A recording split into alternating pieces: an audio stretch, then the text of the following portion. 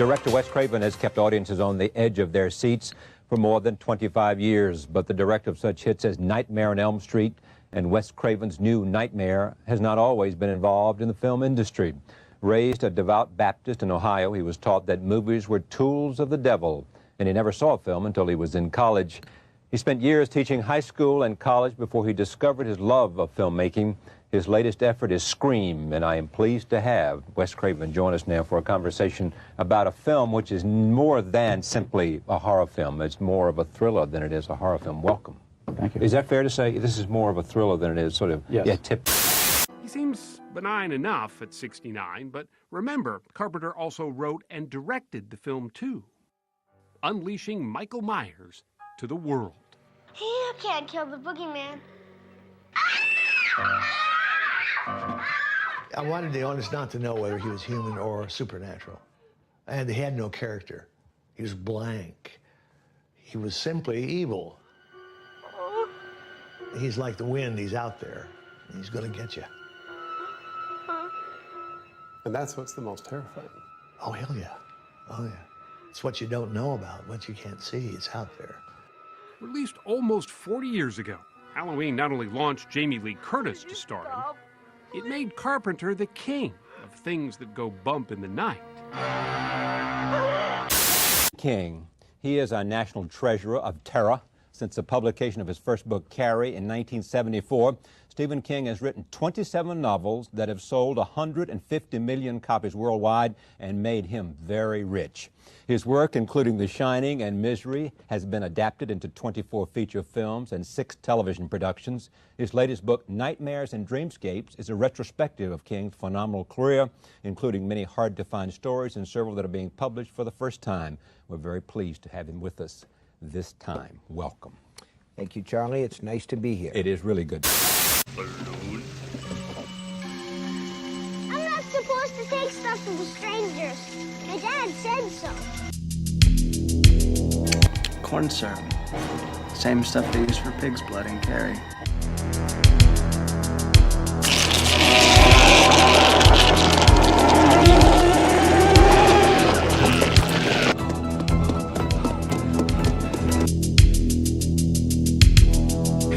Please, God.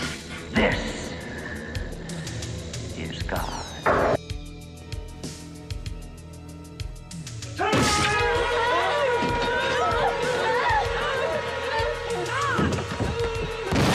Where are you finding me? In a way, I was following you.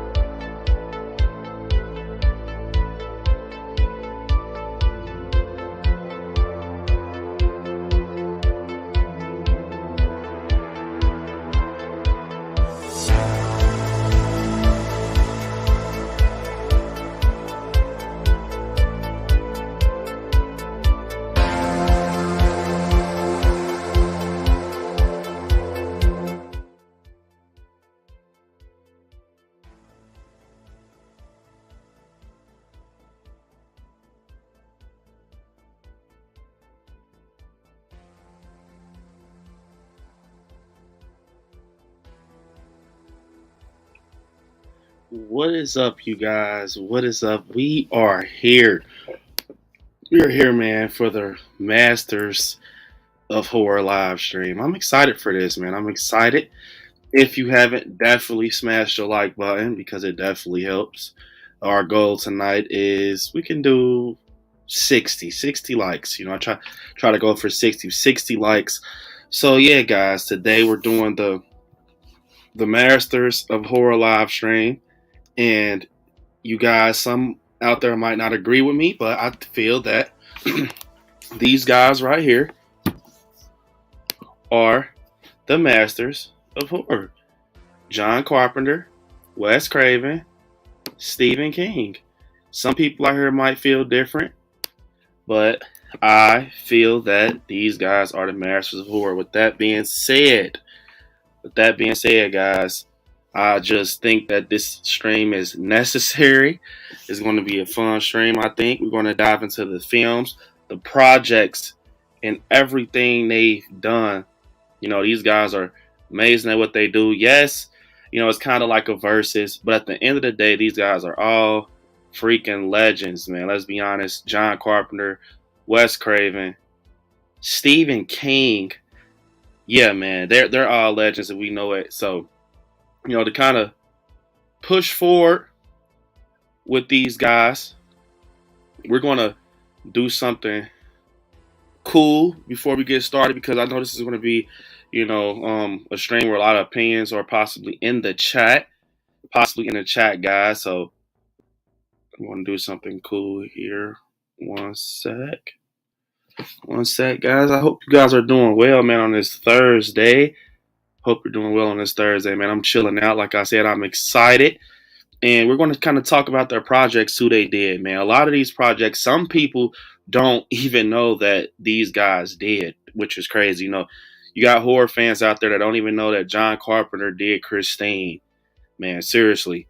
It's going to be a good one, man. It's going to be a good one. Like I said, it's going to be fair. We're going to give these guys their credit. We're going to give them their credit. And also, like I said, I just want to, at the end of the stream, just choose, who do we feel impacted horror more, even though I feel like they all definitely impacted horror in their own way. But I do also feel that you gotta have to kind of choose. One sec, guys. Kind of have to choose, because, man, we were all, you know, coming up as horror fans with these guys, putting out their creations and everything. So I'm excited. Let me see. One sec, guys. Let me make sure everything is good on my end. All right.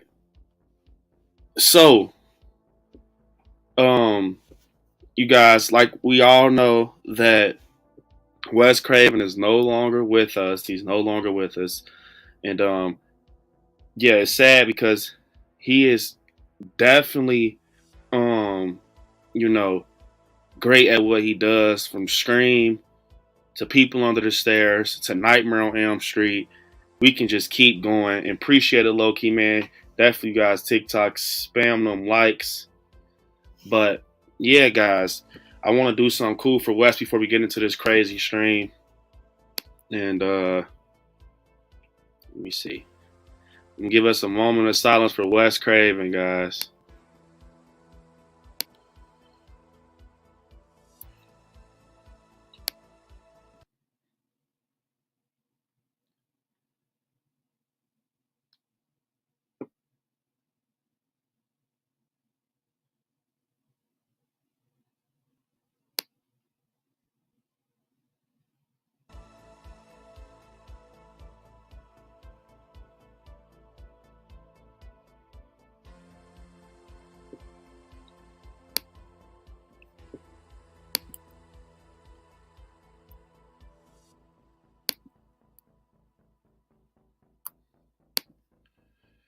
So, now that we're here, man, that was for Wes. You guys, definitely for Wes. For my channel members and my patrons. Guys, gotta give you your video, because I appreciate you all and everything you do for the channel. If you haven't, definitely smash the like button. We're at 27 likes. 27 likes, man. A lot of people like to arrive to the party early. I mean, late. But let me see. For my channel members, guys.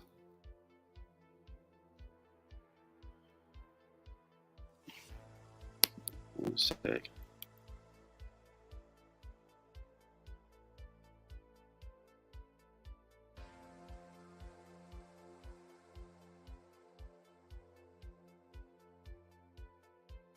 This is for you guys. I appreciate everything you do for the channel. And here you guys go. Appreciate it.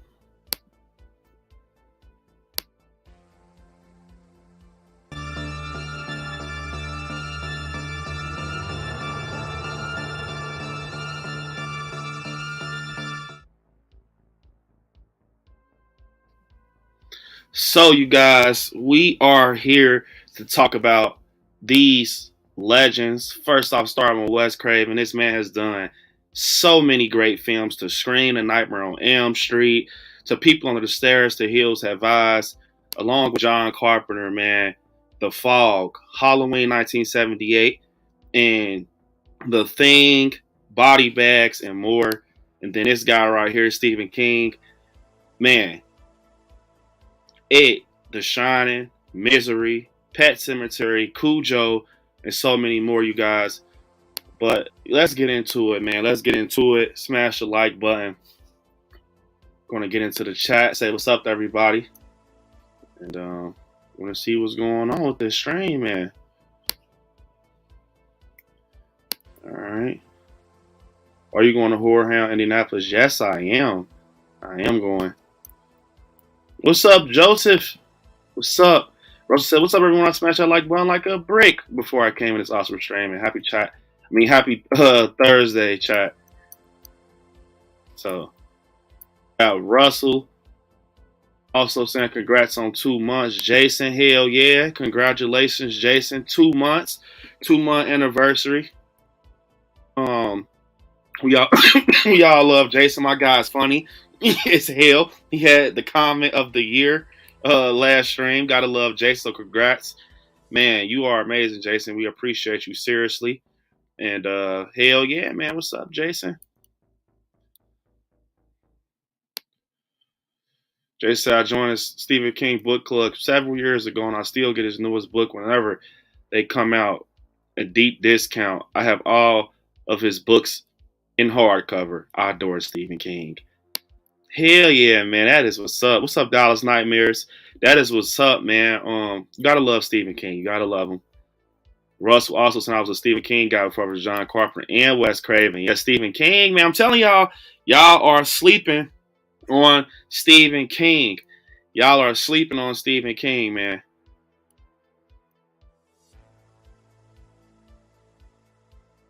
You got Chunky popping in. So I'm just popping in for a bit before bed. Hi, everyone. What's up, Chunky? What is up? Let me see, guys. Trying to make sure I get to everybody in the chat. Adam said, what's up, everyone? Grab some White Castle or don't. I'm ready for the stream. Don't grab no fucking White Castles. Don't listen to Adam, man. He's trying to get you guys washing machine stomach. Don't listen. And we got another channel member anniversary, and you guys, it's our great friend Kirsten. 9 months. Stepping up on a year, Kirsten. Man, this is cool. We got 9-month anniversary, you guys. Kirsten saying, love them all. Gotta go west for me. So congratulations, Kirsten. And you guys help me out congratulating Kirsten and Jason on their channel anniversaries. So hell yeah, Kirsten. She said West. Like I said, you guys, it's going to be an interesting stream, man. Seriously, I think this is going to be interesting. I don't even know my pick right now. I just want to go through and then try to get my answer. But I can't wait, man. I can't wait. Let me see. Jason said, I'm glad I never bought a box of frozen White Castle sliders in store. Dodge that bullet. Kirsten's right here, man, saying, what's up? Everyone, stab that like button. Yeah, you guys definitely stab that like button like Kirsten said. I definitely appreciate it. It helps this video and replay, and then, you know, pushes out the algorithm. Kim saying, hey, everyone. What's up, Kim? What is up? Welcome to the stream. What's up, Melissa? We got Mark in the chat. What's up, Mark? I got Million in the chat. What's up, Million, man? What is up? What's we got in here saying? What's up? What's up? For West, you guys. What's up, Larry? West was the GOAT. Man, I'm not gonna lie, Wes Craven is a He's a great guy, man. He's a great guy. Byron saying hi, Brandon. What's up, Byron? Let me see.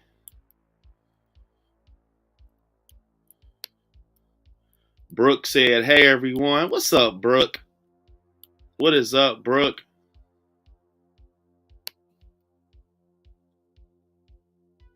Jonathan saying opinions on David Cronenberg. Man, can't forget about David Cronenberg, man. Welcome, Jonathan. Welcome, man. Rob Zombie Girl. What's up, man? What's up, Rob Zombie Girl? Say Countdown to Evil Dead Rise. Hopefully you will enjoy it. I enjoyed it. I got my spoiler-free video up right now, so you guys is already up for you all. So once you get out that theater, just hop on over and enjoy that video. So you guys, to hop into this, man, we're talking Wes Craven, John Carpenter, and Stephen King. To be honest, I love them all. Seriously, I love them all. And like I said, there's people out here that don't even know who creates their favorite horror film, which I feel like is good. Not good, it's bad, but you know, I understand because certain people don't kind of read into horror. And I think that the reason I say it's bad because you got to give these guys their credit for what they've done, you know, and they created a lot of things. Now, to kind of touch on everything, you got Scream out there kind of highlighting Wes's career along with Nightmare on Elm Street. You got Halloween out there and a thing highlighting John Carpenter. And Stephen King, man, you got fucking It, Pet Sematary, and just The Shining. You got all these movies now. One thing I want to say is starting off with Stephen King. Go start off with Stephen King. All right.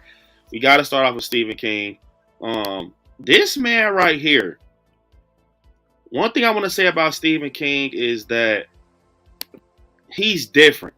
And I want to say that lately, I feel like when it comes to like films and, you know, just horror in general. I'm going to say horror in general. What's up, What's up, my guy Mario? What's up, Mario? He just doesn't get enough credit. He doesn't get enough credit. And I really do think that when push comes to shove, man, if you sit there and think about it, with everything with creating, you know, with creations, and Kirsten saying Shining is one of my faves. Gotta love The Shining. It's so much with these guys. But I feel like solidly Stephen King, man, on the creator side, just creating these stories and these myths of characters and everything. I want to say that, and you guys could definitely, man, this is going to be one of those chats where I'm going to need you guys in the chat to state them opinions. But it's like, Stephen King, man, the stuff that he created, like Pet Sematary, who thinks of stuff like that, you know? Let alone this man wrote books. You know, he wrote books. And like Pet Sematary, and to come up with like The Shining, Jack Nicholson, in the Overlook Hotel. It's look, I grew up reading Stephen King books, you know, R.L. Stein, Stephen King, that was my jam just growing up, right? But Stephen King, man, his projects does something to you. And to be honest, the man has a cult following behind him. He's huge. But, you know, recently in horror, it's like he kind of took a seat. You know, he took a seat and he touches on the previous 8 chapters and stuff like that. But man, I would like to, you know, see more new things come with Stephen King, because the way he thinks, I'm going to just tell you guys this, and this is just me, in my opinion, the way Stephen King thinks, I don't think John Carpenter or Wes Craven thinks like that guy. And it's not saying that Stephen King is the best. I'm just saying, I think Stephen King, he thinks about horror differently from Wes and John Carpenter. And the reason I say that is because if you look at his stories, look at The Shining, man. Look at The Shining. That's the one that sticks out to me the most. And like the story with the Grady twins and everything, and the Overlook Hotel, and the shit this man put together to scare us as horror fans. I'm gonna tell you something, man. It is terrifying, the stuff that. And the thing is, you know, I'm gonna just be honest. Some of John Carpenter projects fall short. They're not, you know, and some of Wes Craven projects, I'm not gonna lie. I'm not gonna say that you know, he's like 10 for 10. I'm gonna be honest.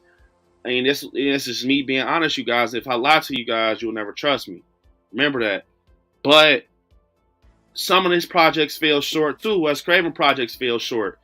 You know, in my opinion, Wes has Nightmare on Elm Street and he has Scream.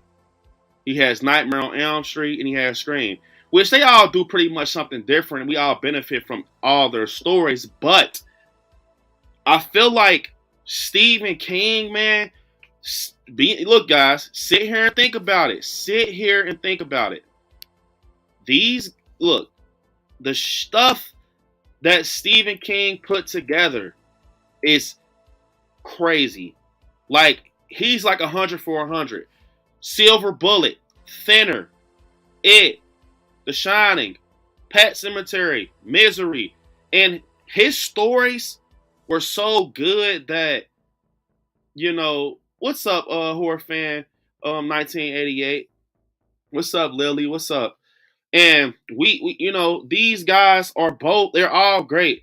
But one thing I want to say about, you know, Stephen King, man, he's so slept on, he's so underrated because of the stuff he put together.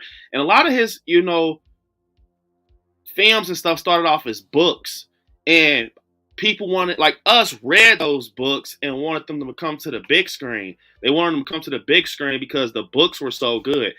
And, you know, Wes Craven, they kind of just started with film and stuff like that. But that speaks volumes, man. Like, I'm just being honest. That speaks volumes for someone. I love what Kim said. I think they all bring something different to the table.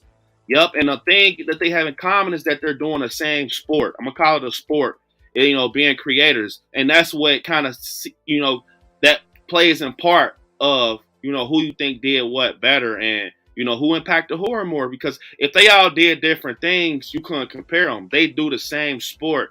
That's why it's like it falls in the same category of like basketball and stuff like that. So it's like, who do you feel impacted this thing more? That's why I did the stream, because it's a good question. Because, you know, I love all of them. I grew up on all these guys, and now we got new, you know, people we focus on, like Jordan Peele, David Gordon Green, Ty West, and stuff like that. But these guys right here kind of created horror, man. They created horror. And one thing I want to say about Wes Craven, kind of pushing forward, is that, I'm going to get to the chat, guys. Wes Craven, man, the things he created were gold. Like, they're infinite. They're forever. And some of Stephen King things, you know, are not forever, in my opinion, when you look at sales and stuff like that. You know what I'm saying? It's not a big following behind Thinner. I mean, Pet Sematary has a medium following, in my opinion, but it's not a huge following like Halloween. You know what I'm saying? It's not a huge following like Scream. But they're big. They're big. You know, Stephen King has things. People know Stephen King, you know. People know him from his projects. Same with Wes Craven. And I feel like the thing that Wes Craven actually did different from these guys was something new. And to be honest, Wes Craven actually, you know, I'm not going to say that man was under pressure, but he was under pressure, if that makes sense. Because you're like kind of the guy who just came along, really. Like, you kind of, you know, you came along because John Carpenter kind of, you know, was first. I want to say, like, yeah, John Carpenter was first, and then, like, Wes Craven came along with his projects. And I'm not going to lie, being back in the 70s, I would be intimidated because, you know, John Carpenter started off with Halloween. Halloween, guys. You know, that's that when Halloween came out, it was something different, man. I'm going to just tell you, it was something different. It was something that, you know, that was focused on something that happened and that was big in the 70s. And that was like, you know, Babysitter Murders. And that was the original name for Halloween. And then you got to have a guy like Wes Craven come along and not literally copy him. Like, not literally copy him. Do like Nightmare on Elm Street and Scream. And to me, man, Freddy Krueger is unique as hell. Like, he could have simply made Freddy Krueger just simply Robert Englund. And what I mean by that, he could have just made Robert Englund, you know, not burned, no story, a regular guy, and, you know, his story's attached to him.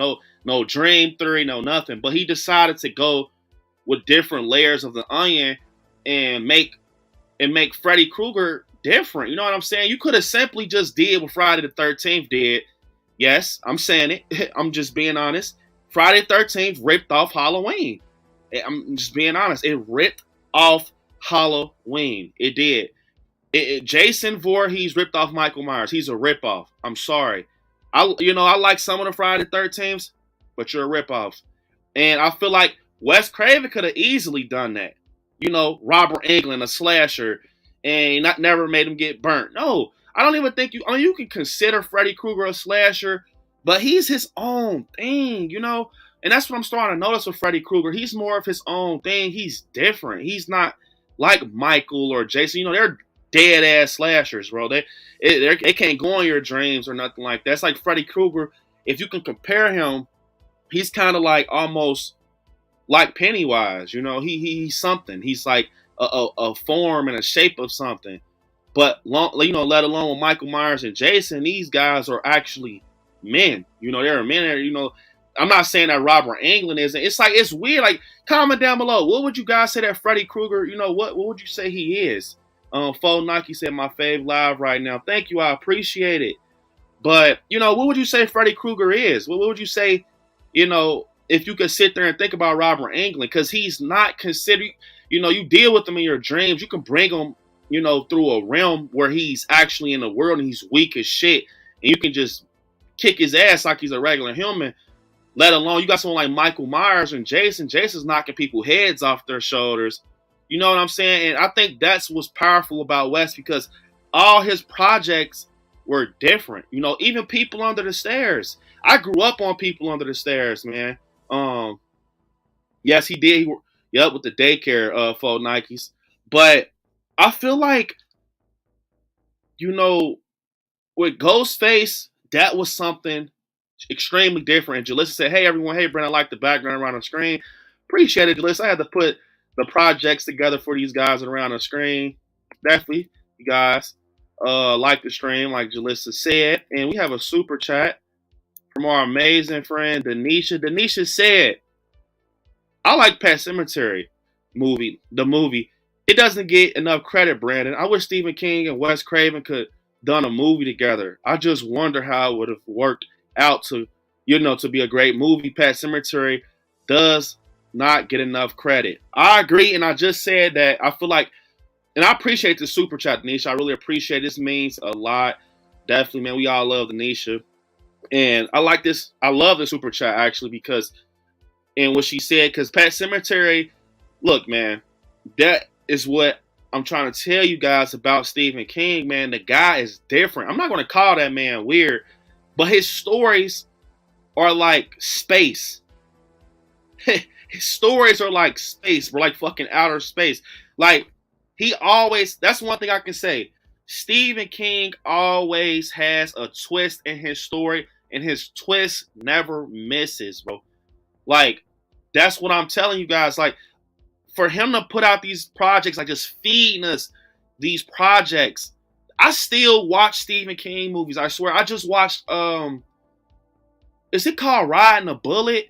Is it called Riding a Bullet, guys? Comment down below where the guy's like in the car and you got David Arquette and they're on the highway and it's like he's getting in the car with dead people and saying death and shit like that. Comment down below. But I just watched that and I'm like, damn, this is a great movie. Like, imagine if someone did a remake of that. I think it's called Riding a Bullet. I love Thinner, about the guy who he had got the curse and everything and he was getting skinny and stuff like that. I'm like, damn, bro, Stephen King is off the chain for real, bro. Like, and Pet Sematary, like, now I'm not gonna say I hated the remake. I didn't enjoy the remake. But I like the original, like Denisha. You gotta love, the whole story. Sometimes dead is better. And just to think of that, and I wanna kind of sit here and get comfortable with this. What Denisha said with Pet Sematary, because I remember watching Pet Sematary. I talked about Pet Sematary with my guy Terry, and it's like this movie was creepy as hell if you think about it when we were younger. And I'm not just talking about, Zelda. I'm not just talking about that. I just think in general with Gage and how people are dying in this film. And just to think of this, you guys, I just want to get real deep. We're going to go on this rabbit hole. I'm going to tell you that right now. But to just think that someone dies, and they get buried, and they come back different.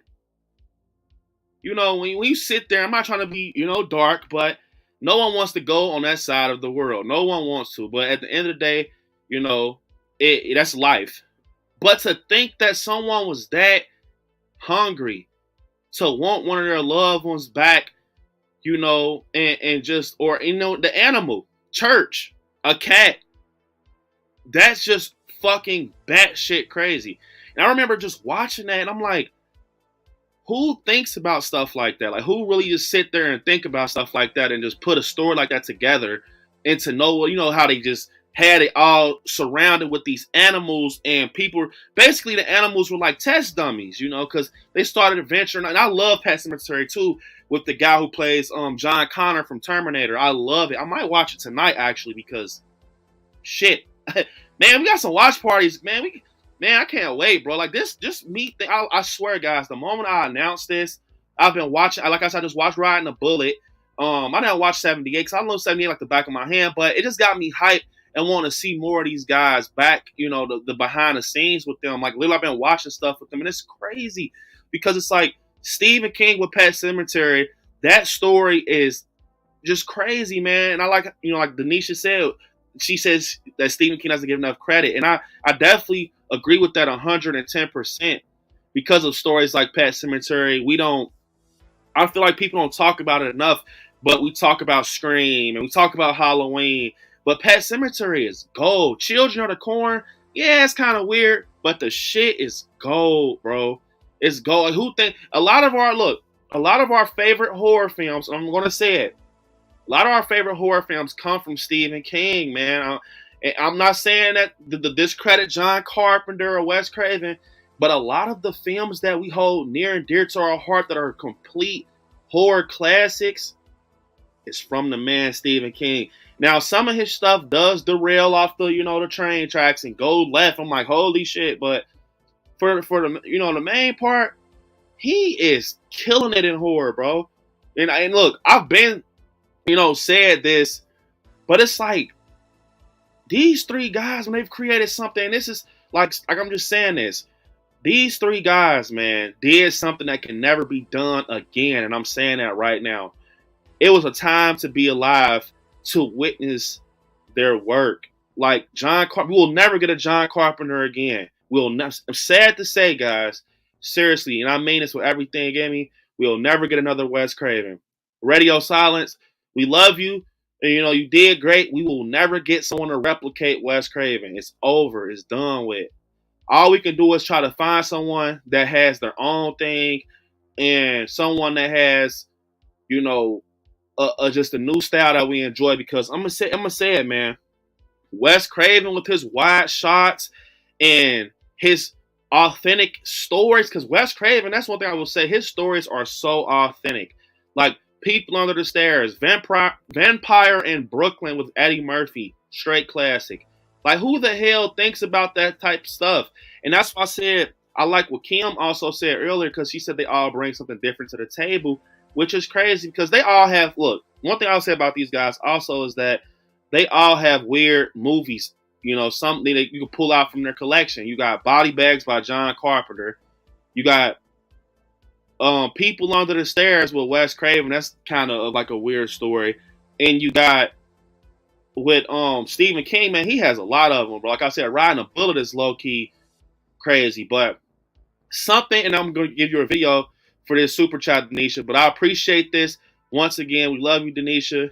And yeah, man, I'm glad you threw some Pet Sematary in there. And that's not the last you're going to hear Pet Sematary this stream, I promise. So, for Denisha, we'll give her some Myers. Appreciate it, Denisha. What's his name? Judas. Next day, the motherfucker was dead. What the hell? Oh my God. What was the word? Yeah. What the hell? Michael. Oh my God. Yeah. Got him! got him.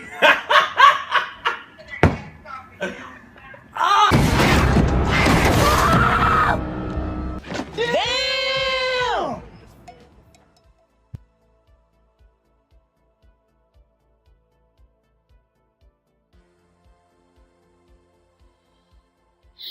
But appreciate that super chat again, Denisha. And I love this. I love it. I love it. I love it. I love it, Adam. He said, most importantly, all three of these guys influenced my favorite TV show, Stranger Things, the holy grail of shows. Yes, every word that just came out of Adam's mouth is completely true. You see John Carpenter in Stranger Things. You see Stephen King. You see Wes Craven. I definitely agree. Chunky said, if you look at Robert Englund, you can't just have him without a makeup as he's just naturally funny, so you had to be scary. I agree. He does, got to have that makeup. Also, Martin said Freddy Krueger Supernatural. I'm paying my second favorite after Michael Myers. Definitely. Also, Brooks and Freddy is a demonic supernatural serial killer. Yes. What's up, Brooke? Jason said, what up? I like scary. It's Jason. Gave you a big thumbs up. You rock. Appreciate it, Jason. And you guys, if you haven't, in my Brooke voice, stab that like button, you guys. 37. Let's keep it going. Yup, Kim. Kim helping me out. It's called Riding the Bullet. Appreciate it, low key, man. Riding the Bullet. I just watched that. What's up, Prima Donna said, love People Under the Stairs. Yeah, man. I mean, People Under the Stairs is crazy. Like I said, I remember watching that growing up. It was different. And I'm going to tell you something. I didn't know that Wes Craven did People Under the Stairs until I was like 16, bro. I was probably like 16, probably 17. I didn't know Wes Craven did that. I'm going to just keep it all the way 100 with you guys. When I found out that the same guy who did Scream did this film, I'm like, damn, it's like two different movies. And you know what that showed me, though? That Wes Craven is good at what he does because he can switch it up. Some, directors, you can see their work. Like, for example, and I'm not taking anything from no one, but Jordan Peele.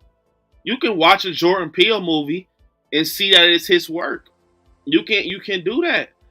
You can watch a Stephen King movie and see that it is his work. Wes Craven, if he would have had more projects, it would have been bad. Like it wouldn't have been bad like in a bad way, but in a good way. Like it would have been bad for other directors, man. It would have been hard to keep up with Wes Craven. But sadly, his life got cut short. And when he was here, he focused on his IPs a lot, which, I understand because why not? You got like John Carpenter, in my opinion, Halloween is his face, if that makes sense. John Carpenter, Halloween is his face. And I'm not taking anything from Christine because Christine is very fucking different, man. Christine is very different. It's very unique. Because think about it. Getting killed by a fucking car that has like a mind of its own. It's wild. And to not have anyone behind a steering wheel. And it was just different for the time it was created, and it's based off of Stephen King. So that's why I say a lot of, horror films, not films, horror fans don't know that John Carpenter actually did the Christine movie because they're so used to it being connected to Stephen King, which, this was great for them to do this. And like I said, Christine, the storyline is amazing, man. Like, it's amazing, just surrounding everything. And I feel like when you sit there and think about it, Christine scared you in a different type of way. Like, especially I guarantee you, if you went to go see that in theaters, it made you feel weird about your car. I know it made, and that's a big look. That's a risky movie. That's a risky movie. And I feel like when you sit there and just think about everything, Arnie Cunningham, all right? Arnie Cunningham, the star of this movie, it was just like from the moment I seen this film, you kind of see what happens. He gets bullied. He has one friend, and you kind of push forward. He falls in love with his car. It's a piece of crap. He puts all his love into it, and the car cares about him. You know, and I think that's why David Gordon Green kind of selected Christine to be his base of Halloween Ends, because that story is fucking gold. Like Christine, yes, I think the only thing that pulls from Christine, right? Look, only thing that pulls from Christine, this is going to be a hard ass stream, and I mean this with everything in me, because I've done so many verses through the journey of I Like Scary. We did Michael versus Jason. We did so many, right? This by far is the one that just has me over her, like rawly just thinking about everything. Like talking about Christine makes me think like, wow, because you know Stephen King put this story together, but he fed it to John Carpenter. John Carpenter made it come to life. But, and I'm gonna tell you something, the way that John Carpenter made this come to life, I don't know if Stephen King could have done that.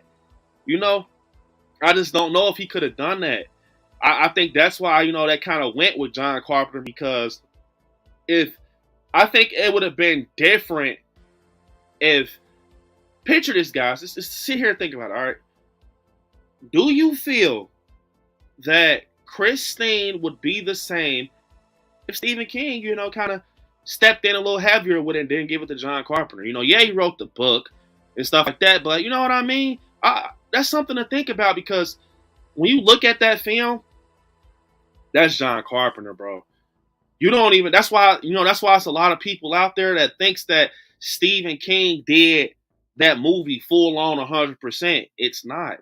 You can see, let me tell you how I know that's John Carpenter. You didn't have to even tell me. I'm going to tell you why. Well, look, I'm going to tell you why.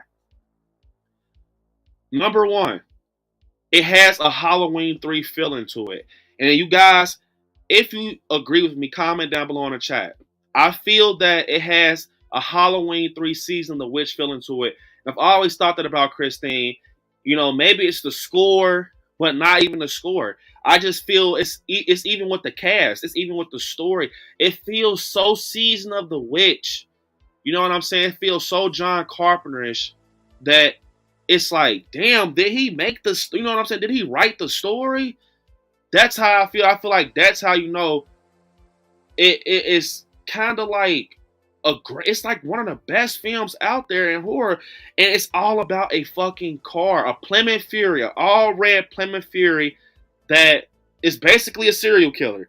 You know what I'm saying? Not a car, whatever you want to call it. But you know what I'm saying? It's like, it's different. It was different for the time being, and I feel like you like Kim said once again. That's why I say I love what Kim said. It's just they all bring something different to the table. But one of these guys, and it's all in the air. And I feel it. I feel that it's all in the air. And I know you guys feel it. Someone is better. Someone impacted more. Because when you talk about their projects, I don't know about you guys, when I talk about them, I feel like, yes, these guys are amazing. They brought horror to us. But someone, and you can feel it in the air, someone is a little bit higher than both of the other two. And I don't know who it is right now, but I you know what I'm saying? I gotta feel it. I can't feel it right now. But someone is bigger than the other two. Adam said Wes Craven's impressive because he grew up with very strict religious parents. He didn't even see horror films until he went off to college. Yeah, and Wes Craven's actually from where I'm from. He's from Ohio. You know, Wes Craven didn't see a film until he was in, you know, was it?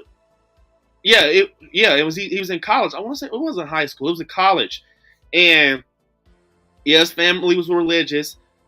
And to sit there and think about that, and that kind of was in the interview that I just put up for the before the stream, and I can play that again too, guys.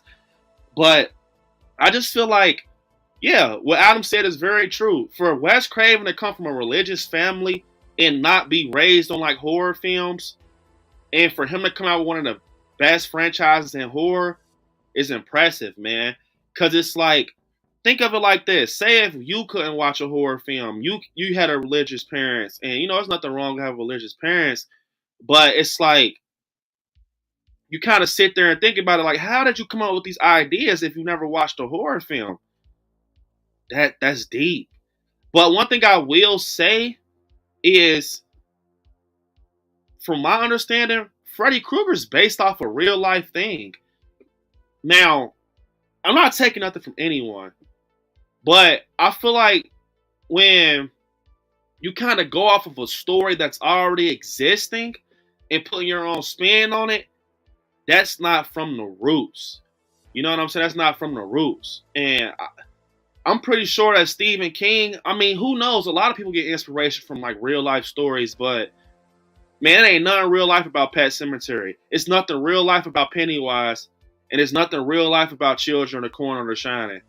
Michael Myers, possibly, but you know what I'm saying? It's just like it's all right there, man. I feel like these guys are all great at what they do, but I don't know. I really don't know how I feel, man, because like I said, they all do great things. They all, you know, did great projects and brought us great characters and just great franchises in general. Like I said, yo, Brent, I literally just got the notification that says I Like Scary is live, but I'm here anyway. What's up, buddy? I like Pet Sematary as well. Edward Furlong was in that. Yeah, man, Pet Sematary too. We just talked about that. We was just talking about Pet Sematary too. Get into this chat.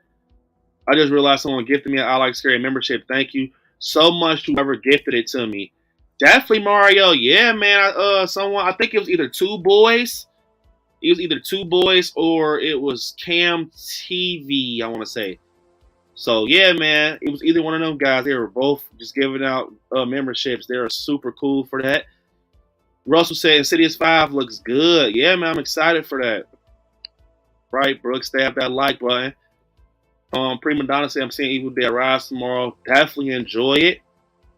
People on the Stairs, it's cheesy but still manages to be unsettling at the same time. Yeah, man, People Under the Stairs, if you haven't seen it, it's an absolute classic, man. Fool, I actually just loved Fool when I was growing up. I wanted to be Fool. I swear, I promise you guys, growing up, I wanted to be Fool. I love the People Under the Stairs story that much. I Like Scary. Much love from Tampa, bro. Can't wait to watch Evil Dead tomorrow on Dolby. Enjoy Evil Dead. It's going to be an amazing film for sure. I really do think, you know, it'll be crazy if someone remakes People Under the Stairs. Fool was so, you know, realistic in his, you know, in his shoes, the way he was just stuck in that house, running through the halls, trying to get away from them. And then he realizes people lives under the stairs. Kim said, love Christine. Gotta love Christine, Kim. And that's why I said, man, I think David Gordon Green thought since Christine was such a good storyline, he was going to incorporate Michael in that. Man, I'm not going to lie, bro. I understand what he was going for to pay respect to John Carpenter. But, man, I don't know. I don't know if it merged together that good. Christine said, Christine said, Mario said Christine movie score is awesome. Yes. I agree. Let me see.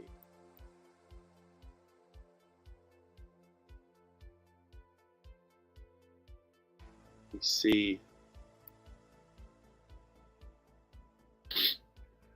Adam said Christine is very John Carpenter vibe. Just listen to the score. Damn, I might not. Yeah, see, that's how you know Christine is good, man. Seriously, like just talking about it makes you want to watch it. Like, especially that scene. Look, and I remember they tried to say they were going to remake a Christine movie. I'm pretty sure they're not going to do it now and do the Halloween Ends damn near being Christine. But that scene where Christine is chasing the guy that bullied Arnie Cunningham, and he has like the gray sweater on, bro, that shit is iconic. And the music is kicking up. It's like, like it just has that, like, it's like that. It's a John Carpenter score, bro. That's what I'm saying. You can see that, and it's a John Carpenter score, man. At the end of the day, it's a John Carpenter score. And I say this, you cannot remake a movie like Christine. It's over. What the fuck are you gonna do? Make Christine a Mustang or a Charger or a Dodge Challenger? I'm sorry, man. Keep it where you're at, man. You can't redo Christine. That's John Carpenter, bro. Like, it's over. That's prime time John Carpenter, bro. It's over. What's up, Chris? Got my guy Chris in the chat. Let me see. My guy Donnie with a super chat saying, so B, what would you say is their weakest works? That's hard, man. That is hard.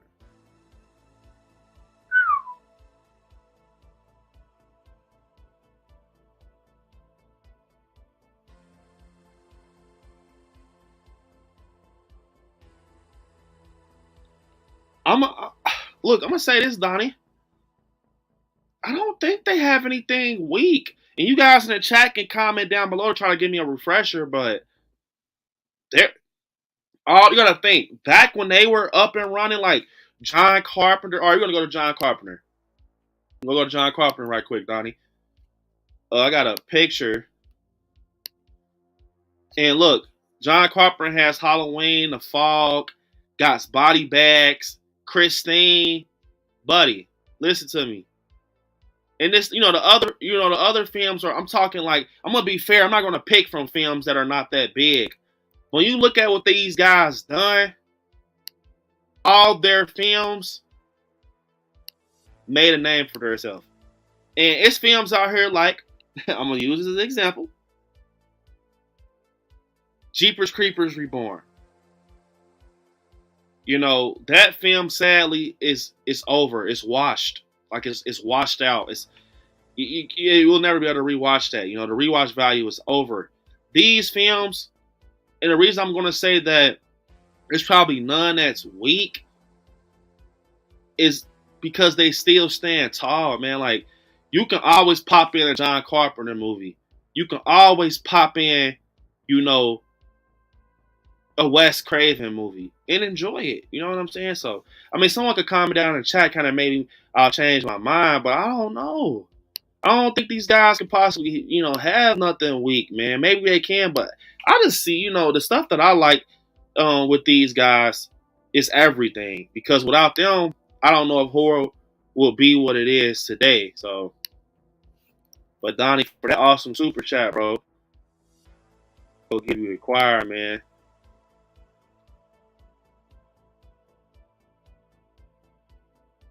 It's getting hot in here, so take off all your robes. I'm getting so hot, I will take my robe off. It's getting hot in here, so take off all your robes. I'm getting so hot, I will take my robe.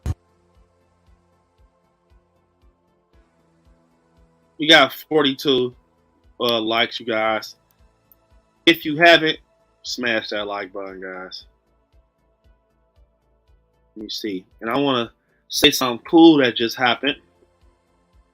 So my guy Jason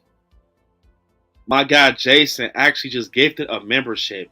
And you all, it's to our very own, our amazing friend, Chunky. Chunky is now a member of the channel, guys. This is so cool. Chunky, congratulations. And Jason, man, you are amazing for doing that. And yeah, man, this is amazing that you guys are just. I think it's so cool that you guys are all like you just locked in the chat and just are friends outside of the channel, man. I think that's super cool, man, for sure. And I feel like stuff like this makes me happy. Just seeing stuff like that, Jason doing a gifted membership and Chunky now as a member of the channel. Stuff like that is just cool and it means a lot because, like I said, man, this community is amazing. And damn well, so are my supporters, and I appreciate it. So, Chunky, gotta give you your video. Welcoming you to being a member. I like Scary. Here you go. Appreciate it, Jason.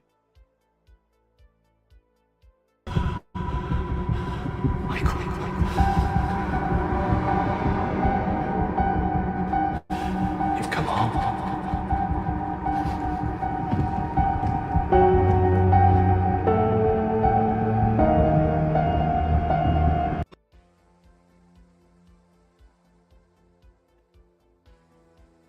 All right. Let me see.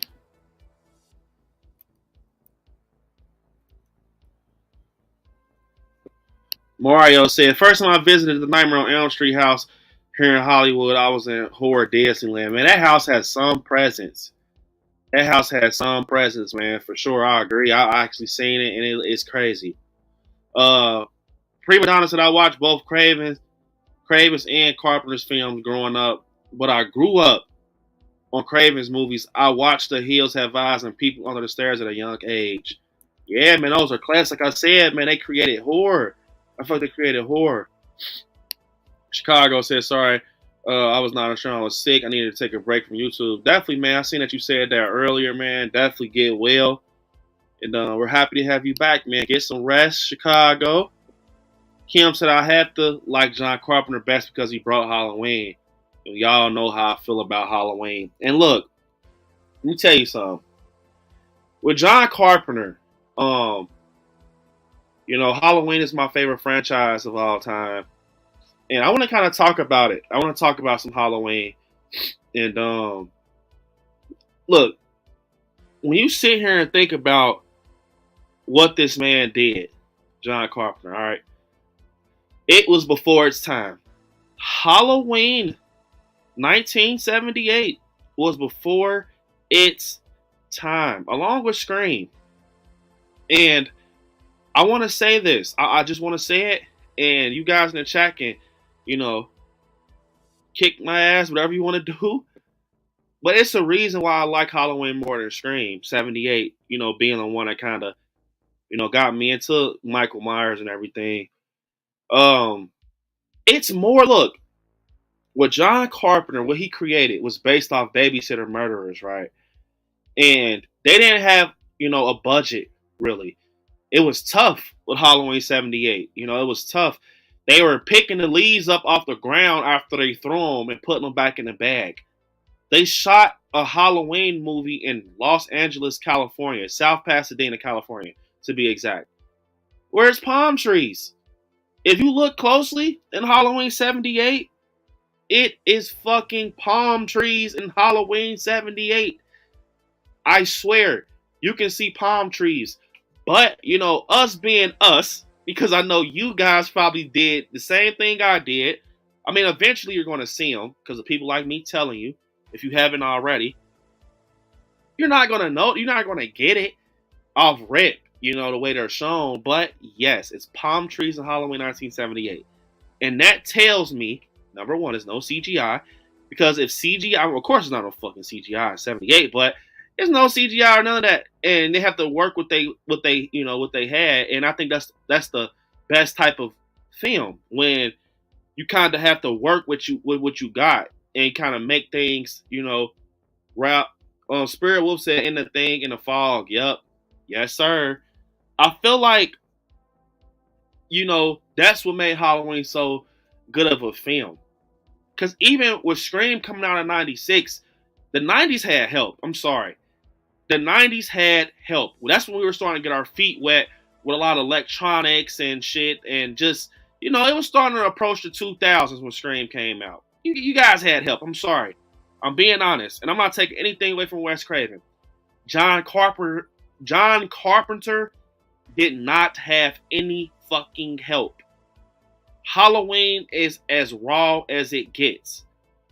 He got a William Shatner mask, and, you know, a Captain Kirk, and fucking spray painted it white, and, you know, and from the weathering on the nose, it's from Nick Castle pulling the fucking mask off.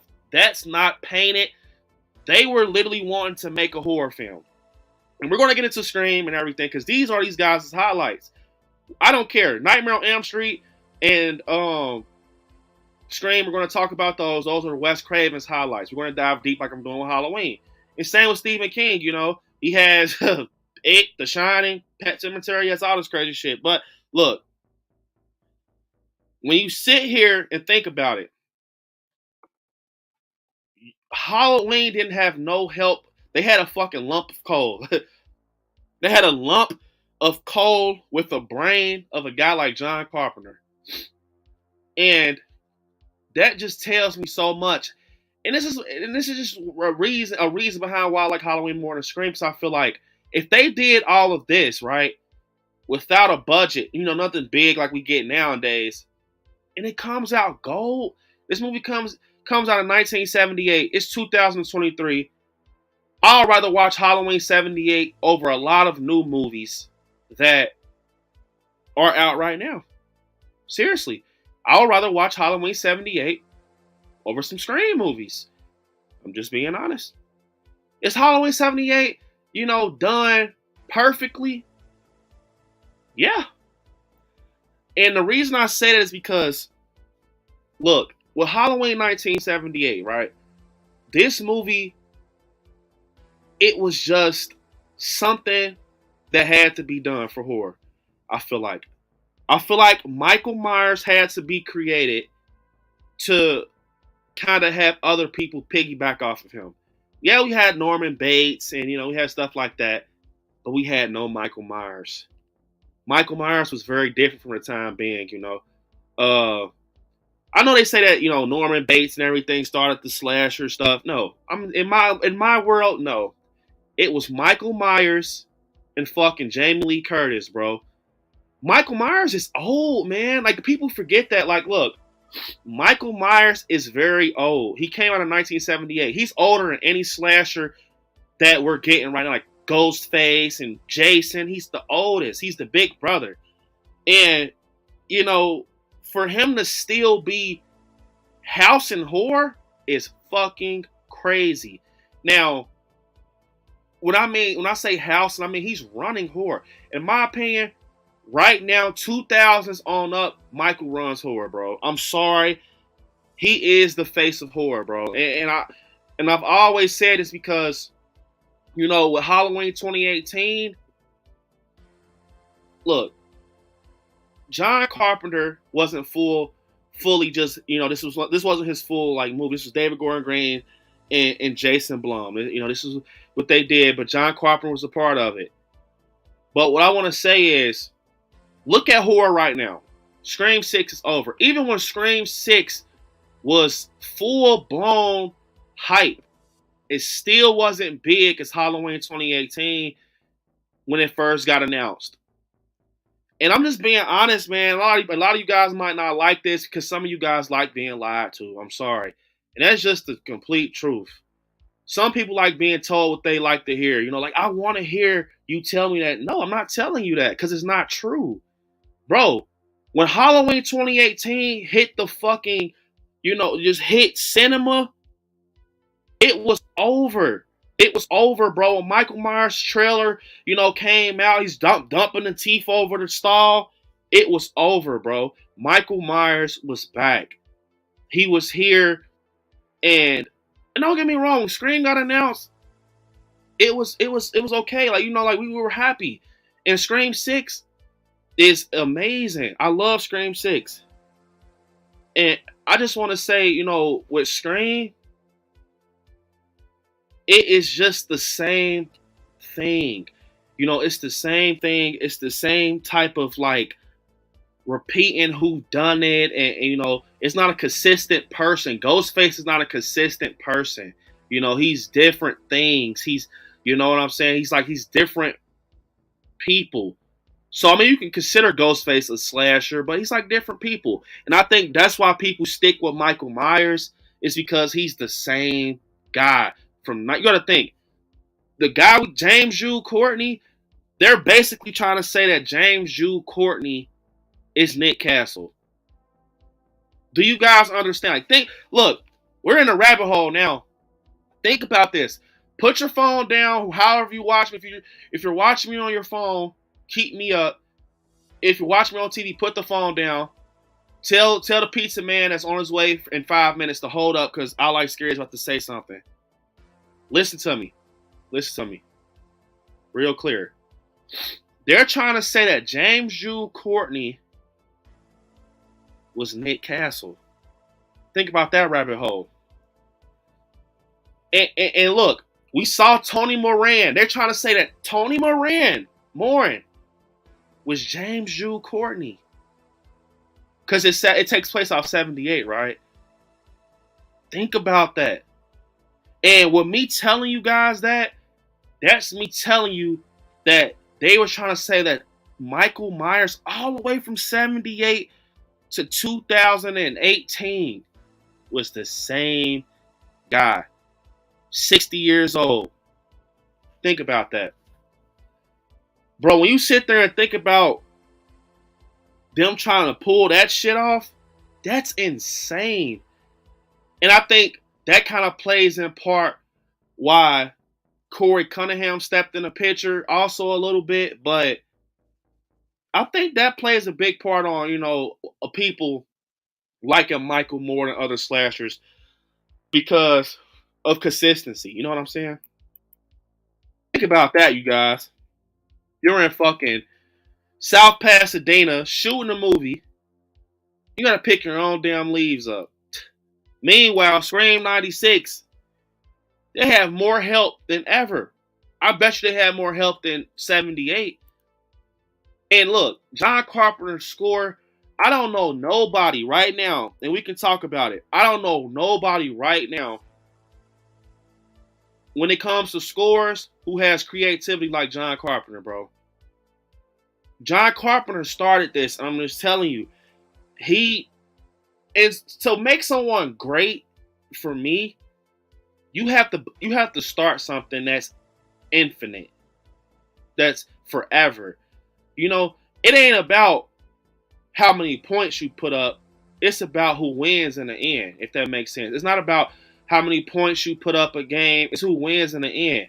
And I feel like John Carpenter, he started that slasher shit. But he did. Out of these three, John Carpenter started something. He technically had the first slasher, bro. And now I'll see if his slasher got washed out. He never did. Michael Myers never got washed out. He never got washed out. I can see if Jason, in my opinion, Jason got washed out. Brooks Halloween 3 was probably the best besides 1 and 2, and Myers wasn't even in it. I like 3, but I don't like it like a lot. I feel like, okay, with 78 and Michael Myers, he never got washed out. Yes, his mask was fucked in 5 and 4. His mask was done, bro. Halloween 5, this motherfucker looked like Nicolas Cage. He looked like Renfield. He looked like fucking Nicolas Cage. Guess what? We still watched it. We still watched that movie. And you guys, I'm going to call you all out in the chat. You cannot tell me you weren't a part of that crew on the couch when AMC was doing Fear Fest. And yeah, Michael was, you know what I'm saying? He was terrible. And I feel like when we were watching those back in the day, the mask wasn't that bad. I don't know why. I feel like the mask wasn't that bad, man. I think we didn't notice the mask was bad until we start seeing other masks. You know what I'm saying? I mean, at least that's how I was. You know, that's how I was watching it. But I just feel like for someone to come out in 1978 and make a film, and this film has one of the biggest followers in horror, and the moment you bring your guy back and your story back, and years later, 2018, and he still opens the door for horror, and I can bet everything in my collection, bro. Send me your address, I'll send you all this shit.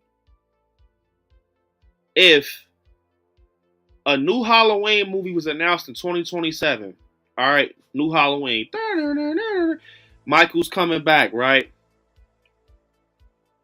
It's over. Horror is back. Speculation is back. Hype is back. Horror is done differently. And like, you know what I'm saying? It's stuff like this that I feel like it's stuff like this that is just, it speaks for itself, man, at the end of the day.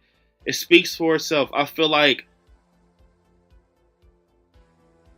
it's hard to explain it. I hope you guys get it. It's like, if you want to talk about who's doing better as a director, it has to be off whose stuff carries the crowd. Who gets, the blood pumping as a horror fan. Who gets ticket sales. Who still, you know what I'm saying? Now, yeah, Halloween Ends did suck. for some people didn't like it. But one thing I will say is that anytime Michael Myers comes back, it's over. I'm talking on every side of the world, it's over. Halloween in general, it's over. Even when Rob Zombie brought Halloween back, when we didn't know it was going to be dog shit, bro, it was over. Halloween has the biggest following. I'm sorry.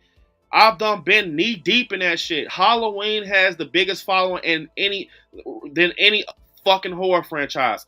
Only one horror franchise has a following like Halloween, but it's still not bigger, and that's Scream. Nothing else is up there with Halloween. I'm sorry. It's not Nightmare on Elm Street. It ain't damn sure not Friday the 13th. It's not it. It's not. Now, I'm not gonna lie. Chucky has a big following. Child's Play, look, Chucky has a big following, but that TV show, not like the TV show, is going to make that following kind of sink. If you would have did a movie, Chucky could have kept rising up. But you got a TV show, let's go wash Chucky out. I'm sorry. I love Chucky to death, but that's going to wash Chucky out, that TV show. I'm sorry. Only two franchises right now that are keeping horror alive, like strictly slasher fans, strictly diehard cult classic fans, is Scream and Halloween. And out of my choices with those two, who has the bigger following, and they're both forever. That's one thing I am going to say. Scream and Halloween are forever. Ghostface is forever. Seriously, Ghostface is forever, bro. Like, literally. But it's nothing like, it's nothing like a Halloween movie. I'm sorry. Like you said, when I was a kid, my mom learned not to tell me not to watch stuff as you always do what they say, and I should have waited 2 more years and watched Exorcist Evil Dead. Yeah, you guys, thanks Jason again, man. Let me see. Some director said a movie monster only dies when he stops making it money. Yup. That is true, Catholic Knight. Beyonce Ends has so many layers. It was crazy, from Christine to the Butcher Baker Nightmare Maker. Yeah, Butcher Baker Nightmare Maker. What is it called? My Bodyguard, I want to say, is it called? My Bodyguard. Yes. And that's why I think, with Halloween, it's just, I don't know, man. I think that it's just something about Halloween, man. It really is. And you guys, I got something I'm going to pull up for you all real quick. I'm going to play this. Let me see.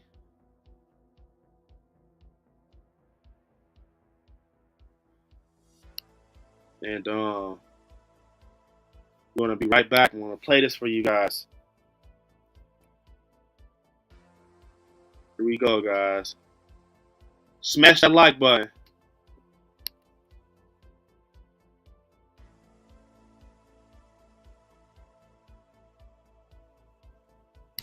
For more than 25 years, but the director of such hits as Nightmare on Elm Street and Wes Craven's new Nightmare has not always been involved in the film industry.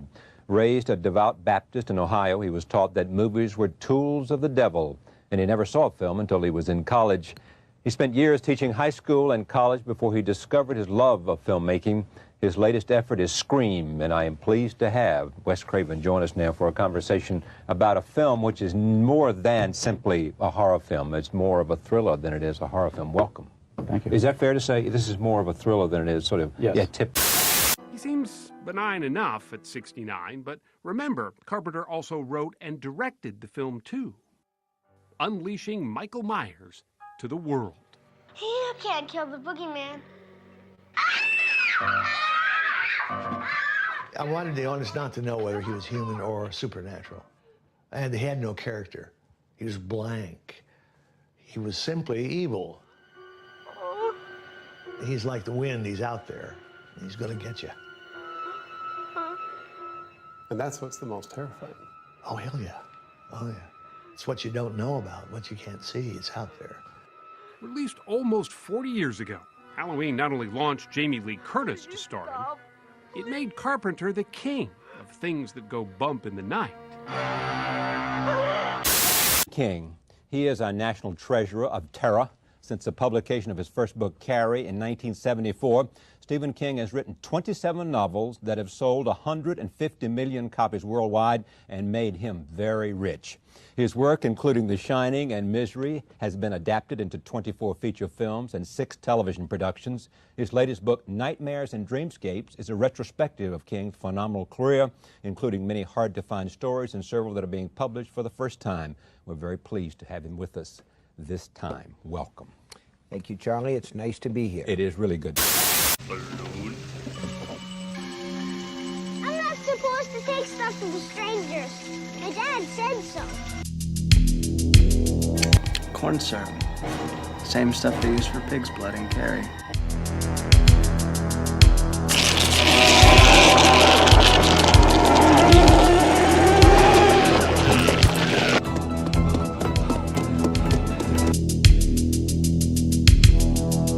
Please, God. This is God.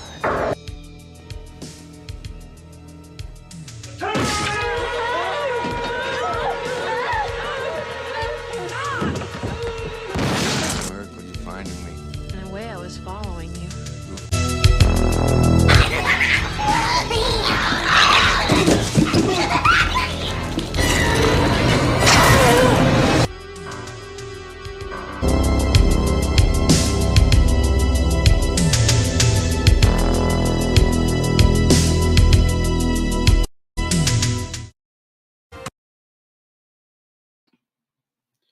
So that's to kind of give you guys, you know, a little, you know, feeling. You know what I'm saying? Like, you know, these guys are like, yeah, we're talking about what's better and stuff, but I put a few, you know, their highlights in the projects they put out to us in a little video.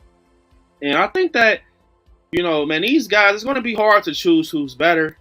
But like I said, you can't judge them off of their name. Almost, you just have to judge them off what they put out there in the projects they've done.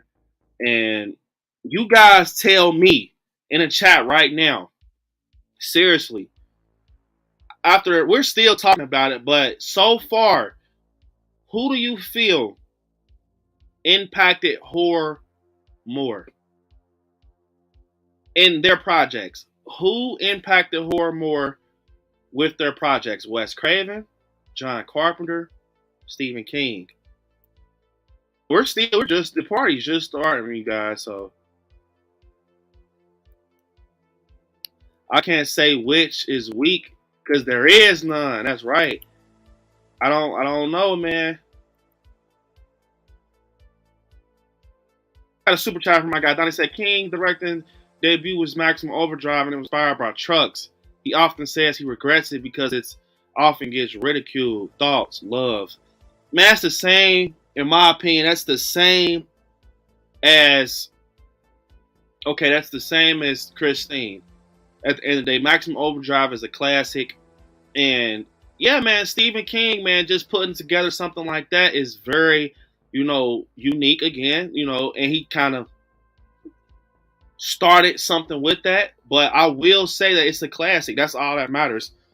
And you can't judge Maximum Overdrive when you got a film like Christine out there. They're both in the same alley, you know what I'm saying? So appreciate the super chat, guys. Killing it tonight. If you acquire part 1, my guy Donnie. You guys love the choir. Just for you, bro. Patrolling, they're trying to catch me riding dirty. Trying to catch me riding dirty. Trying to catch me riding dirty. Trying to catch me riding dirty. Trying to catch me riding dirty. My music's so loud, I'm swinging. They're hoping that they're gonna catch me riding dirty. Trying to catch me riding dirty. Trying to catch me riding dirty. Trying to catch me riding dirty. Trying to catch me riding dirty. We got 44 likes, you guys. If you haven't, smash that like button. We get in the chat. Like I just said, my favorite Stephen King novels: The Dead Zone, Cujo, The Stand, Misery, Shine in the Dark Cave, Dr. Sleep, The Shawshank Redemption, and The Green Mile, and Carrie. Look, I'm not gonna lie, all these books that you just named are amazing, man. I love Cujo. I love The Shining. The Green Mile, I love The Green Mile. And like I said, Cujo and Misery, man, those are classics. And I want to say this. I want to say this, man. Stephen King is so underrated. Cujo, who is the look? Let me tell y'all something. Who will think about some shit like Cujo? A big ass dog that has, a disease that's trying to kill people locked in the car. That's crazy. Booze and Chill. What's up, man? Got my guy Booze and Chill in the chat. What's up, Booze and Chill?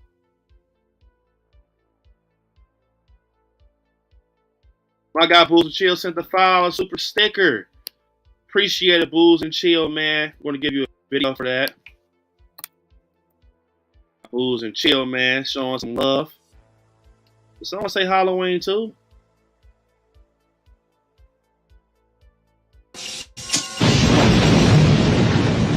Oh, hell no!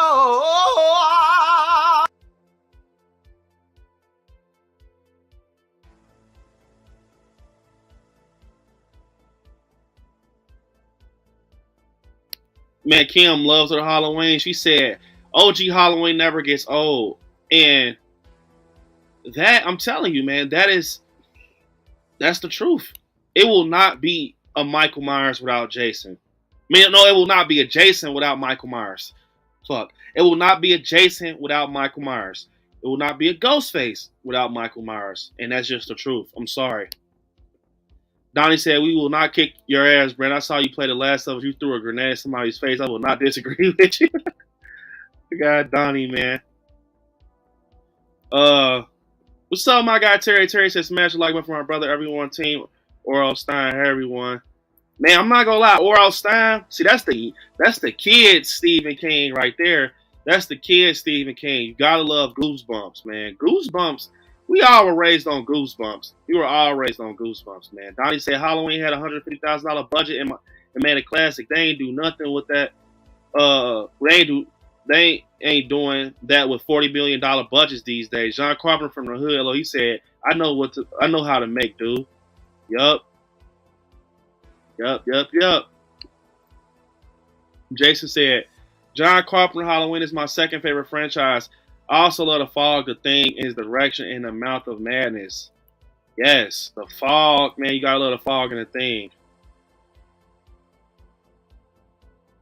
AB Halloween 1978 was only $325K, and $25K of that went to Donald Pleasance. Yeah, man, Donald Pleasance was big back in the day, for sure.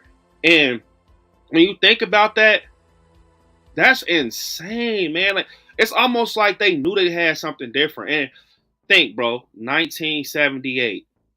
And when you look, okay, this makes me want to watch 78, man. I want to watch 78. I want to watch Christine.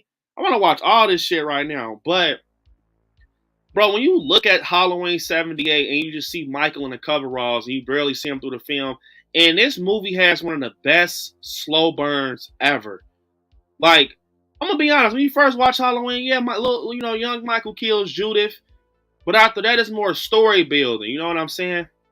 So, on your first watch through, watching 78's Halloween, Michael Myers, in 1978, you like, man, what the fuck, man? Like, so if you sit there and watch it with a different pair of eyes, it's like, so this is the little kid who killed his little sister.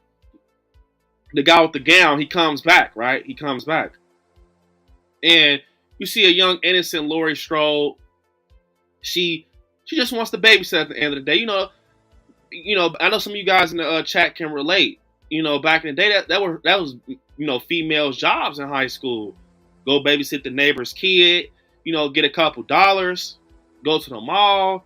That was life in 78. Some people they weren't working at McDonald's and Burger King and Foot Locker and shit like that. They were babysitting Tommy Doyle's. They was babysitting Tommy Doyle's out there. And, I feel like when you sit there and think about it, that's crazy, man, because it's like that whole story was just building up something big that that's going to be forever, man. Like that. When you think about it, it's still it still stands tall. Let me tell you why.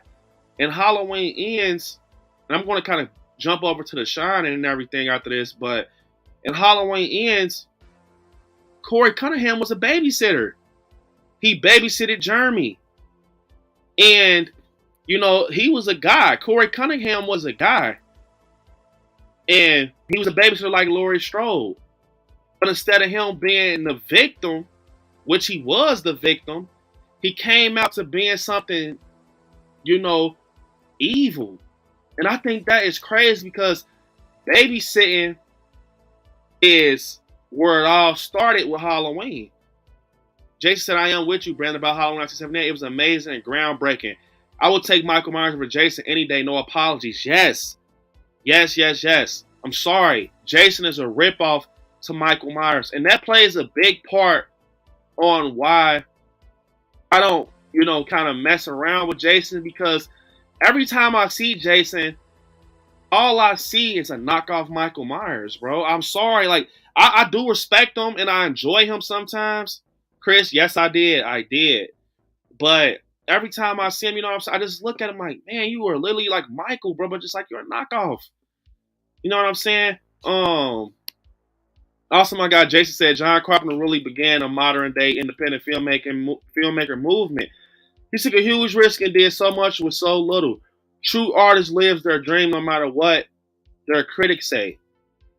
So you all, I love what Jason just said. So what does that tell you right here? If John Carpenter began modern day independent filmmaking and he has one of the best franchises on his hands right now, he has one of the best franchises, which is Halloween, and it's still doing phenomenal. Yeah, Halloween Ends made it take a little gut shot, but I'm telling you, Halloween is going to come back from that, man. Look at the Rob Zombie shit. Like, bro, if it could come back from Michael getting his damn mask snatched off, the piece of his mask snatched off, white horses and shit, bro, he's coming back from fucking a copycat killer. Yep, that score makes it scary. Fun fact, they said that when they put 78 out to the people, right? Yes, Michael is the GOAT, bearded. Yes, sir. But it's like they put it out and they didn't have the score at first. They didn't have they didn't have that.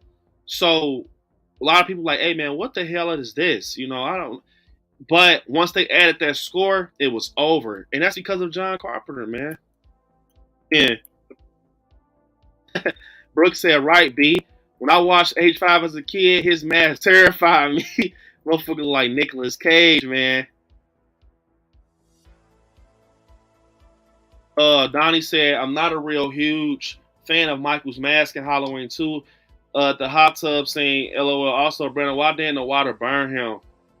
Man, they kind of tried, like John Carpenter said, he was something evil, man. He was something evil, so it was like they were trying to make him be not human, kind of. Chunky said, it took me 10 attempts to watch OG Friday 13th as it bored me stupid. Yeah, I'm not big on Jason, man. We got Kaylee in the chat said, technically Alfred Hitchcock's Psycho was considered the first slasher. Yeah, that is true. What's up, Kaylee? And congratulations again on the little one. But that is true. But I will say, okay, Alfred Hitchcock, the Psycho. Yeah, he was the first, slasher. But I feel like he's not forever. Like, he's forever, but he's not forever. What I mean by that, like, Michael Myers, bro, like, he's opened the door for horror in so many different ways. Now, I'm not taking anything from, the Psycho and being a first slasher, because, yeah, that's the truth. And, that was the black and white and everything. And I just feel like Halloween, once it got the ball in his hands, John Carpenter, what he did, it gave more. It gave more than Alfred Hitchcock Psycho. I feel like it just did more with the final girl and the villain. I just think it kind of shows in 2023. Like, if you remake a Psycho movie right now, right? Yeah, you might get butts in the seats at the theaters, but it's not going to have hype around it like Halloween. And that's what I'm telling you guys. Names doesn't make someone better at, oh, it's Wes Craven, or it's that. I'm sorry, guys, that doesn't mean anything, man. Like, it's about the numbers, it's about the following, it's about the story and the sales. Now, one thing I'll say is that Scream is big, man. Scream is huge. Look at the franchise. Scream 1, Scream 2. It's so big. And, you know, they're the most consistent. We've already said this. Scream is the most consistent franchise. But I feel like it's something, and you guys can comment down below, it's something that Scream doesn't have that Halloween has. I don't know what it is. I like Scream. It's my second favorite horror franchise, but it's something that Halloween has that Scream doesn't. I don't know what it is. It's because I'm not saying Screams get boring, but they get boring sometimes. And what's up, MJ? What's up, MJ, man? I don't know if it's because the stories kind of fall kind of low. Hey, Mr. Michael Myers is right behind you. Run. But you know what I'm saying? Million said I ain't go front B. That Corey Scaringham is hard. Wish I would have thought of that one. Yeah, man, Corey Scaringham, man. That's my name. Corey Scaringham, guys. Tim said Michael is so badass. I love Michael.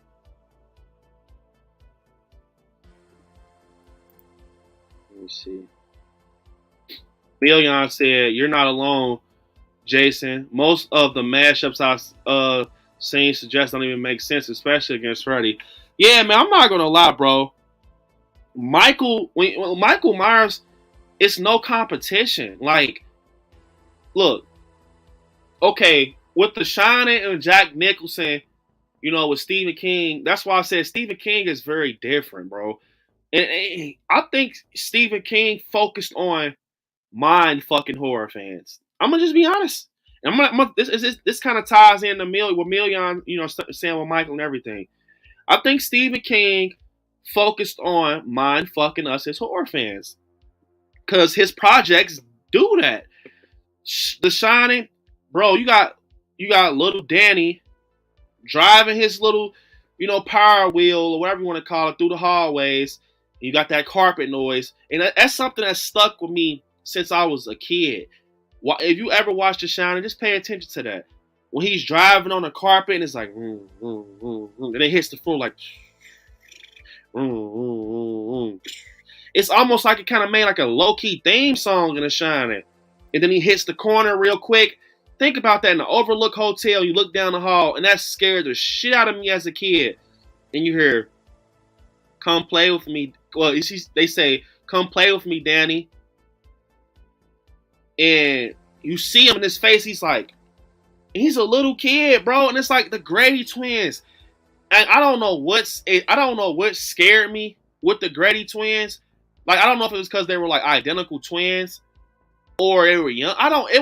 Look, what made the Grady twins scary, it wasn't that they were kids. I don't know how to explain it. It was almost like because they looked alike. That's what made the Grady twins scary in The Shining. It was because they were like the exact same. And they're just standing there.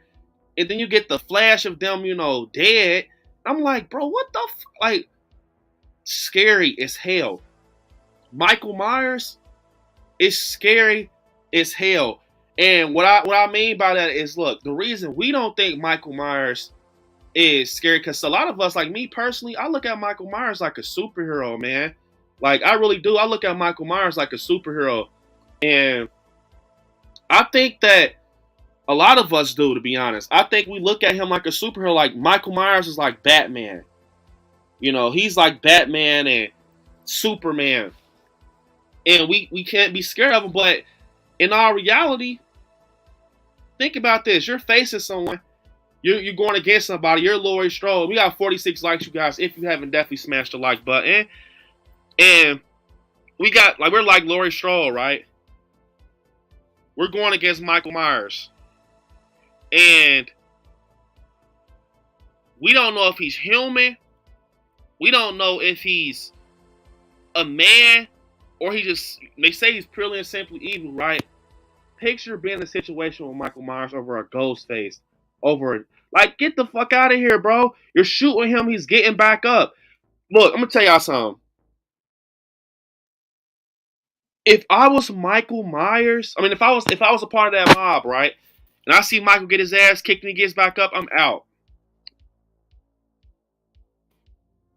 Kaylee said, I think if Halloween ends, I still don't believe Michael was under the mask when they killed him.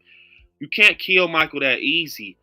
It had to be done. One of the homeless people or look, you want to know what's crazy? I swear to God, you guys, I read the Halloween Ends book.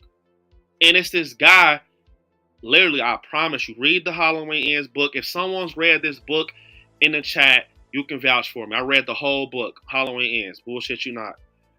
It's a hobo. It's the guy, actually, that Corey Cunningham kills outside the sewer. And his name is Nelson Christopher in the book. Nelson Christopher. And they kind of dig deep on Nelson's character. And say how his family treated him bad and all this crazy shit, right? And trying to think, guys. And he wanted to be Michael Myers. I swear, in the book, Nelson Christopher was obsessed with Michael Myers. He saw Michael Myers kill a lot of people. They didn't put that, look, they didn't put that in the book. I mean, the movie. But that hobo with Corey Cunningham, his name was Nelson Christopher, and he was killing, and he wasn't killing people, he was watching Michael kill people. And in the book, he has said to Corey, you know, what makes you so special, right? Try to take the mask from Corey. And I can't remember if in the book, if Nelson Christopher killed somebody, the hobo killed somebody, but he was like obsessed with Michael, just like Corey. And something else happened. Something else happened with Corey. I mean, Nelson Christopher, bro. And I can't remember what happened, but it was something where he was attached to Michael Myers. Let me see.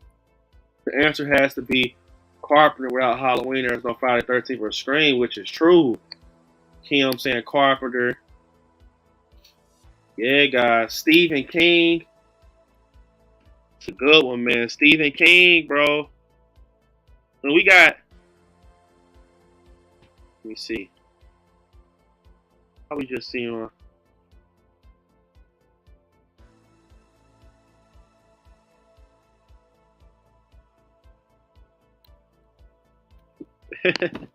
We got our good friend Jamie in the chat said, oh no, not the scary old people.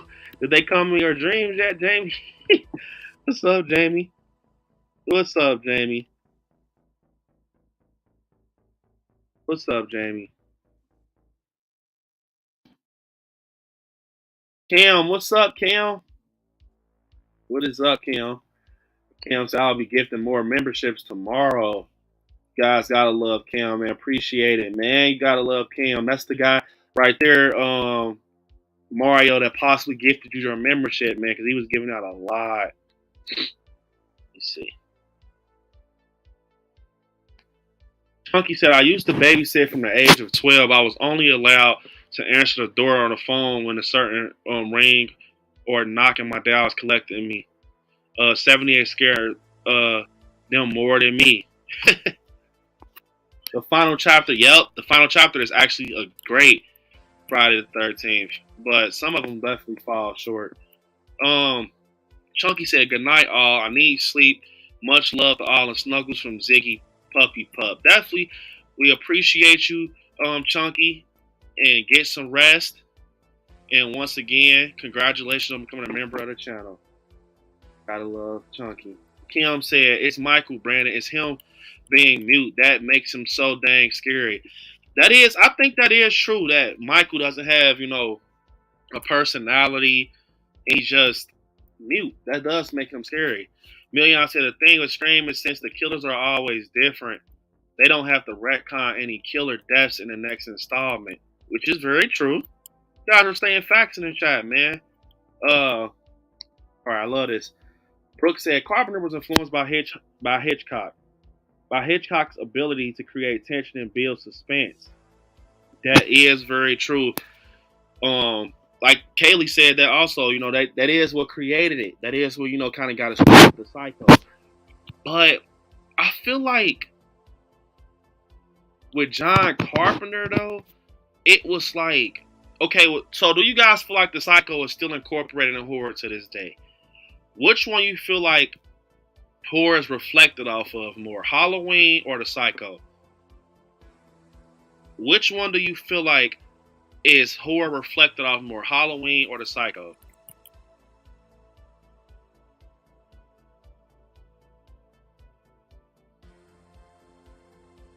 Young Goat, so did you pre-order Zombie? Yes, I did.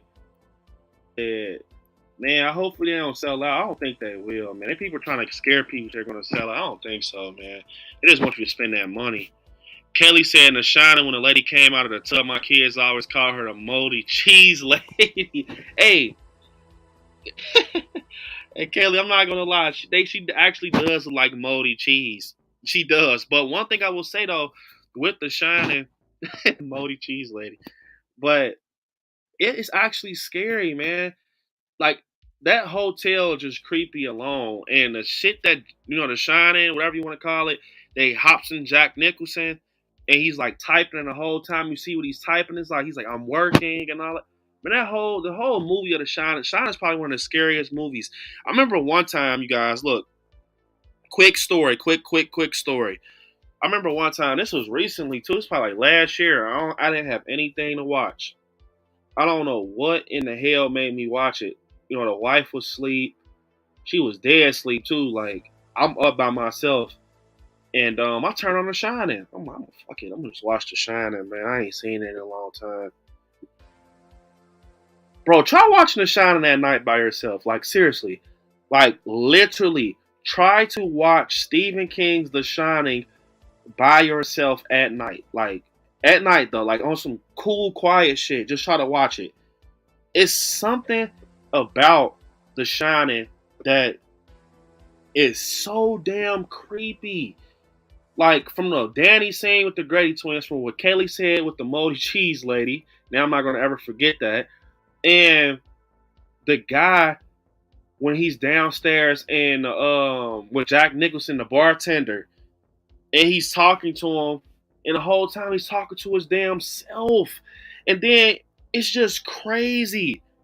Like The Shining is very scary. That's why I said Stephen King, man, gotta give him credit.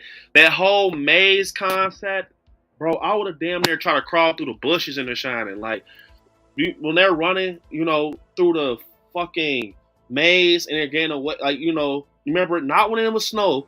I'm not talking about when it was snow with The Shining. I'm talking about when it was just regular outside, green bushes.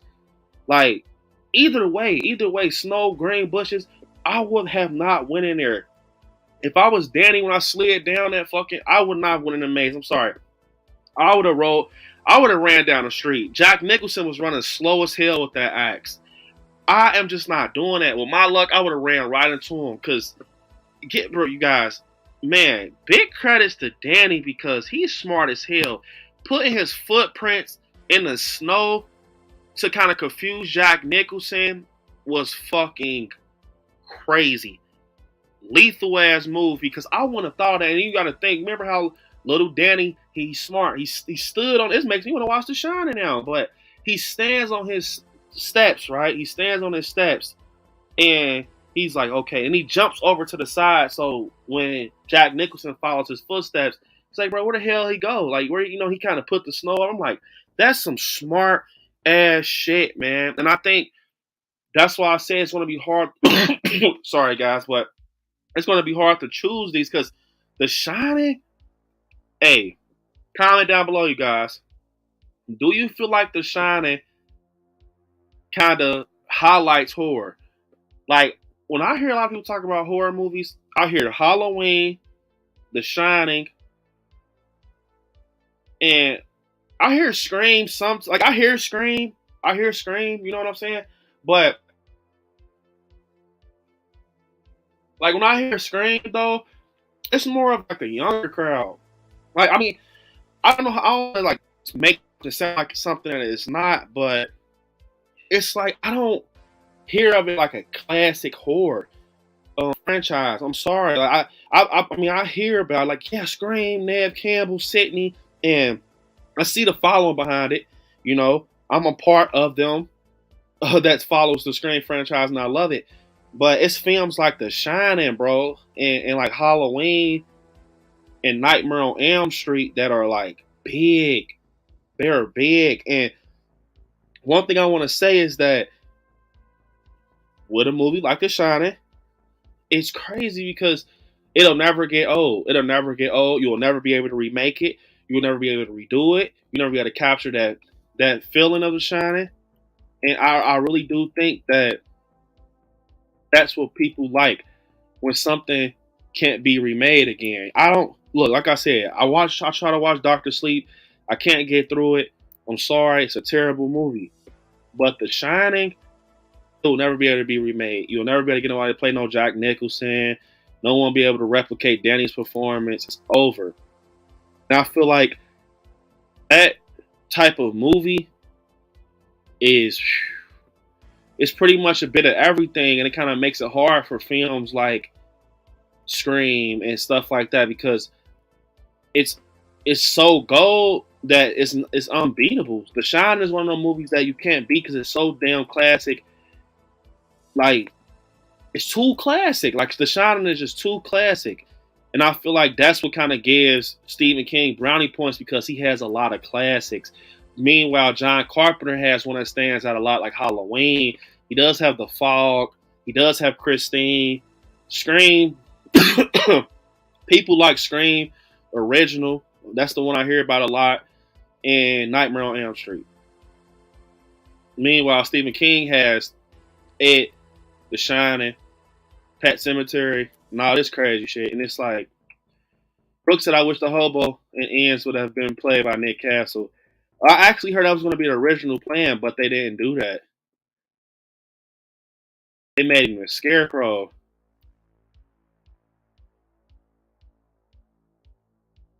Brooks said, it would have been awesome, Kim, especially when he grabs Corey and tells him to get the mask for him. Hey, that would that would have been funny as hell, Brooke. Picture being in the movies and you see Nick Castle grab Corey, go in there and get that mask for me. Go in there and get that mask for me. Now, you know what would have really been funny though, Brooke? Imagine if the hobo was Nick Castle, right? But you gave him like a gray curly fro, cause you know Nick Castle had the curls. He had like the curls and everything back in the day. Remember, he had the mask and he had the Pepsi. He had a Pepsi, or no, it's Dr. Pepper. Dr. Pepper. He had the Dr. Pepper, and that'd have been funny. Gave him a little gray curly fro. That'd have been funny as hell.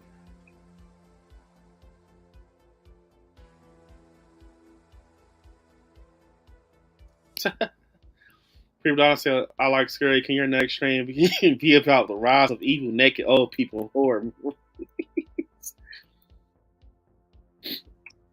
What's up, Sounded? So my guy Sounded, man. If you guys haven't, definitely stab the like button. Million said facts be all that typing. He was just rewriting that one sentence over and over, pages for pages, shaking my head. Yeah, I'm not gonna lie. That's what made it scary. He was just typing. And I'm like, bro, I remember when I first seen The Shining, he's just typing away. I'm like, then she looks at the paper. I'm like, that's what I'm saying. That's what made The Shining so damn creepy, bro. This motherfucker, that she finally gets the paper, he's like, I'm working. He's like, dude, it looks like he's on her ass and shit. Like, you're on her ass for nothing, bro.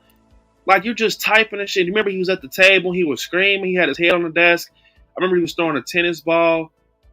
Yeah, man, The Shining is scary as hell.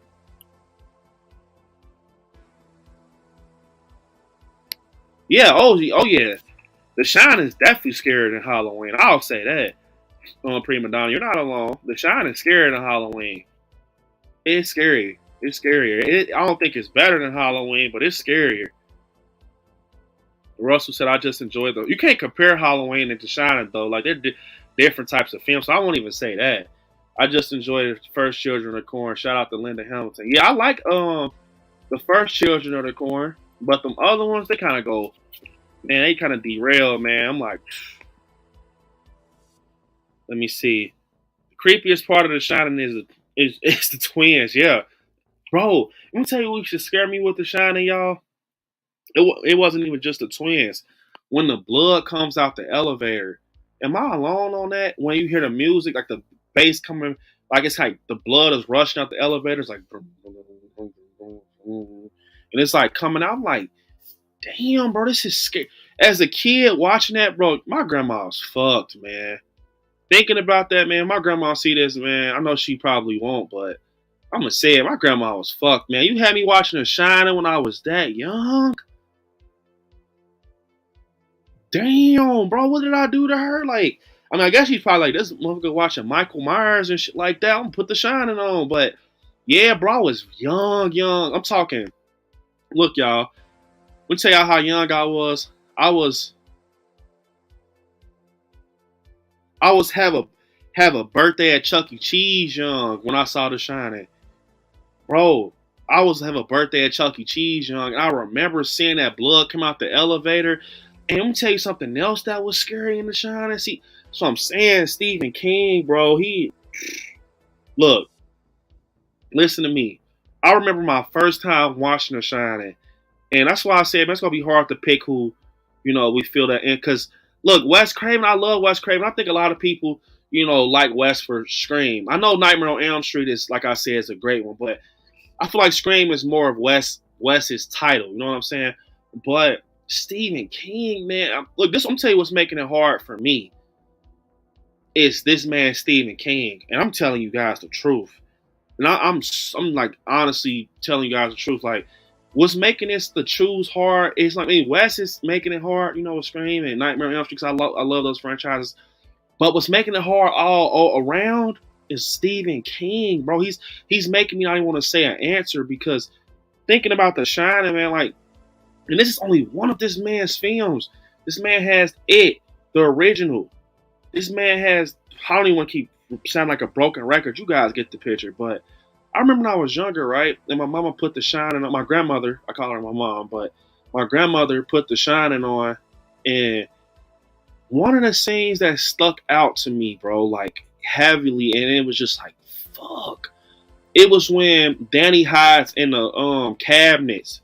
You remember when shit hits the fan and Danny hides in the cabinets and they're in the Overlook Hotel, and a guy finally comes who I forget his name. He came from like the radio station when they were like paging something, and he goes and check on him at the hotel. He has like the brown jacket on. Man, that scene was so fucking scary when he hits him in the chest with the axe. When he runs and hit him with the axe in his chest, and Danny was like in the cabinet holding his ears, he was screaming like, ah! I'm like, oh my fucking, yeah, man, my grandma, man, crazy. We got Kim heading out saying good night, all. I've got work in the morning, so I'm jumping off. Enjoyed it as always. I'll see you all on the next one. Awesome stream, Brandon. Definitely, Kim. We appreciate you. We all love Kim. Get some rest, and we will definitely see you in the next one, Kim.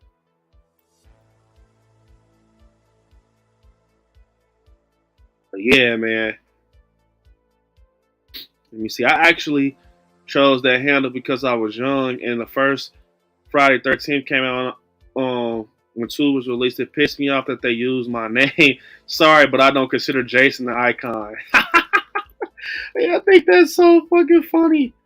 Because Jason, his name, he don't consider Jason the icon. You see that man in there? He bring people in there now. And then why did he let you live?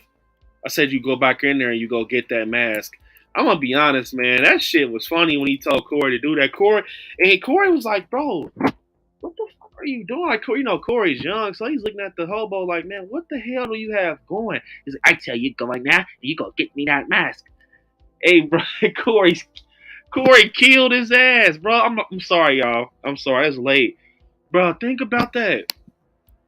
I don't even want to say, like, do you guys feel like Corey killed him on purpose, or did like the knife jam in his stomach, or Corey got him up out of there. You trying to rush me and shit, bro. I got something for you. Said you go in there and get me that mask. What's up, Max Millie? Guys, if you haven't stabbed the like button, if you're enjoying the stream, this has been so fun, man. Like, we got 50 likes. If you guys enjoyed this stream, man, let me know in the chat. This has been fun, bro. Like, I feel like it was just a fun stream, you know.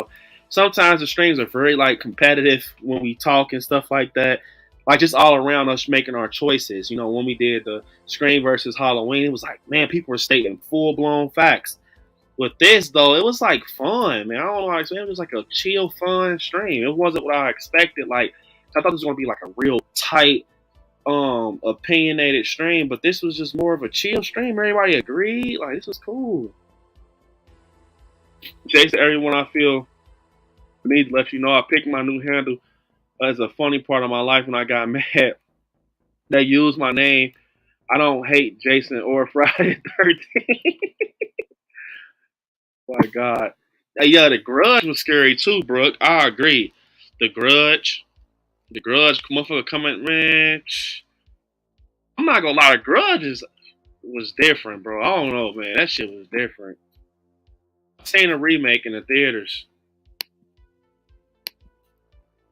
Aaron, what's up? Said, hey, Brandon, what's up? Before he killed him in self-defense. Yeah, he got his ass up out of there. What's up, Katie? Got Katie in the chat.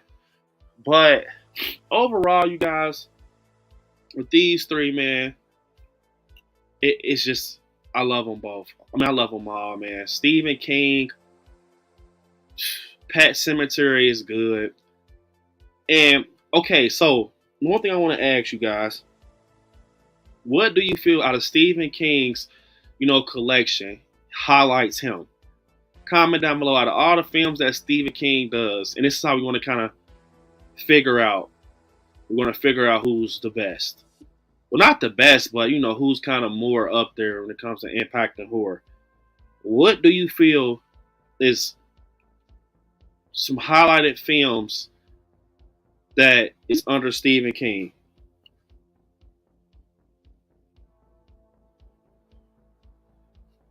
You got to go with the original It.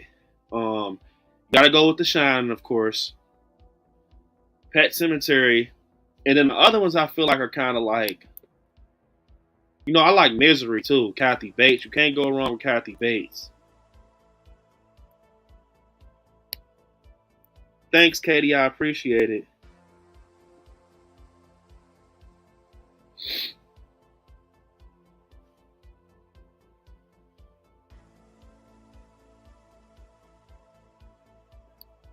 Appreciate it, Katie. So, Max Millie, Christine is actually John Carpenter's. A lot of people, yeah. So Stephen King, he wrote the book, but he didn't do the film.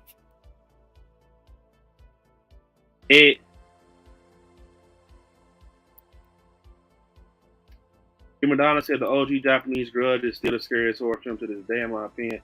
It's the reason I get scared to look behind. Yeah, I'm not gonna lie. The Grudge is off the damn chain. That's one of the films I don't think I could watch like a lot. It, Silver Bullet, Misery, Cujo, Yup, RP, man. That's crazy, man. Oh, Shining, It, Cujo. What's up, Z Arts? Man, Z Arts, I love your profile picture, man. And I see that you said you love my videos, so you know that I'm a die-hard Stranger Things fan, man. So I love that profile. I got Mike Wheeler. No, it's all right, Max Millie, bro, because, hey, it's kind of weird.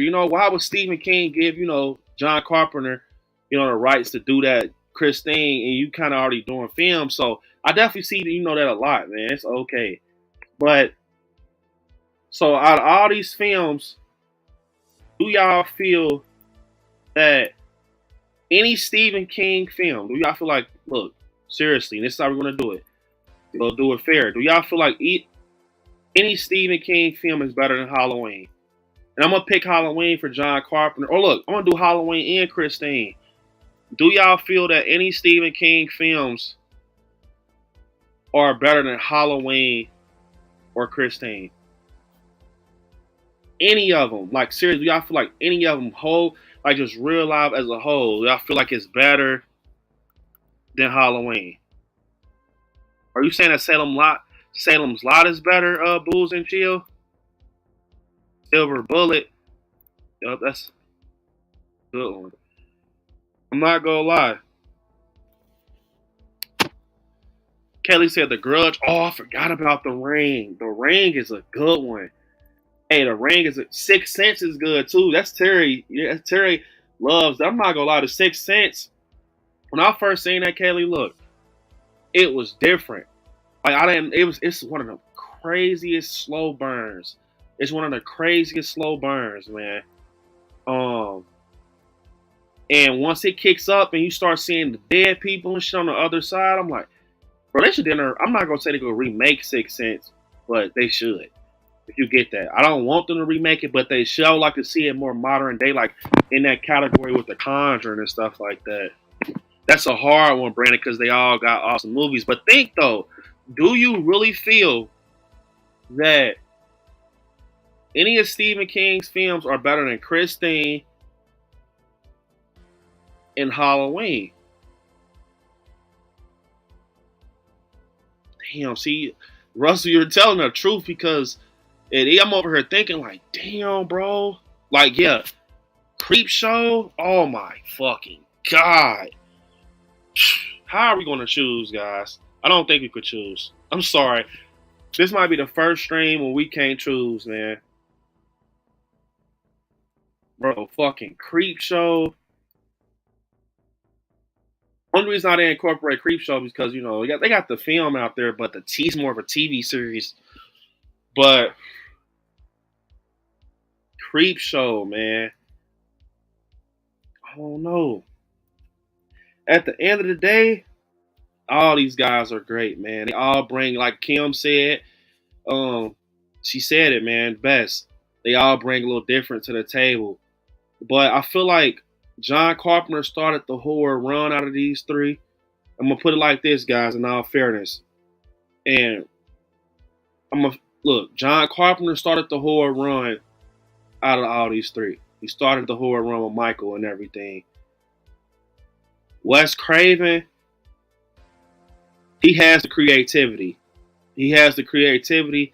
He has, you know, a lot of the classics, you know, under his belt. The thing that makes Wes Craven stand out so much is the fact that he has two horror icons under his belt. He has Freddy fucking Krueger and Ghostface. I'm telling you, that's what makes Wes Craven big, man. Because without them, I'm not gonna lie. Like, I like People Under the Stairs, but after that, man, I don't. You know what I'm saying? I'm just being honest. But I feel like that, bro. He captured two of the biggest horror icons. You know what I'm saying? He captured two of the biggest horror icons, bro. Two of the biggest horror icons, and they're his. And they're both, like, great, man. They're both great. It's like not one of them are like Pinhead or Jason. Bro, it's Freddy fucking Krueger and Ghostface. You know what I'm saying? It's Freddy Krueger and Ghostface. And then you have John Carpenter that has one motherfucker that's like a whole team alone, which is Michael fucking Myers. And then you got Stephen King, who has fucking Pennywise, Pet Sematary, The Shining, fucking Children of the Corn. It's like, bro, it's hard. Because, you know, that's what shows you, man, they made horror. They started this shit. They're the ones who got this shit going for real. I'm telling you, it's no one else. I'm sorry. It's no one that's these three right here. That's why I call the stream the masters of horror, bro.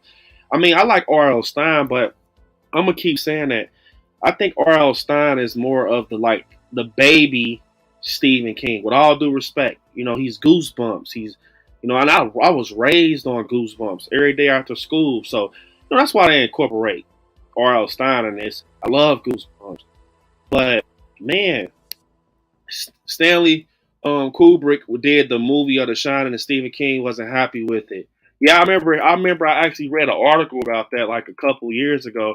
But I like The Shining, but I'm not gonna lie, when you read the book is a little deeper. And that's one thing with Stephen King, man. A lot of his books, like with it, but in the book, Pennywise is a female. Bro, Beverly Marsh, I'm not gonna speak on her, but it's like, damn, bro. Like sometimes Stephen King, man, your thoughts, man, with these books, I like them, but damn, that shit gets deeper than the ocean. You know, that shit gets deeper than the ocean, man. So it's like, you know.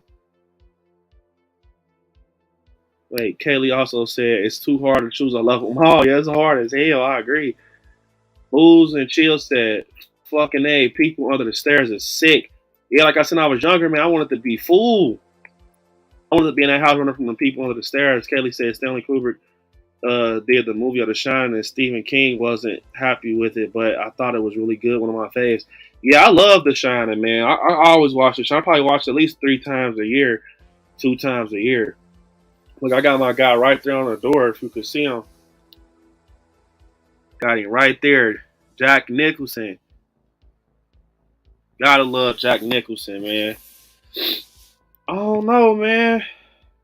I don't know.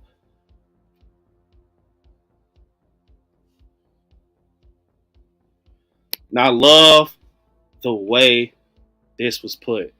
Once again, my guy Jason has the golden comment again of the night, and this is perfectly said. He said, "These 3, as far as I'm concerned, share the same throne as the masters of horror," which is true. And that's why look, you guys, let me tell you how I know this is true, because usually when we do our verses, you know, our comparing, we always have an answer like towards the middle of the stream.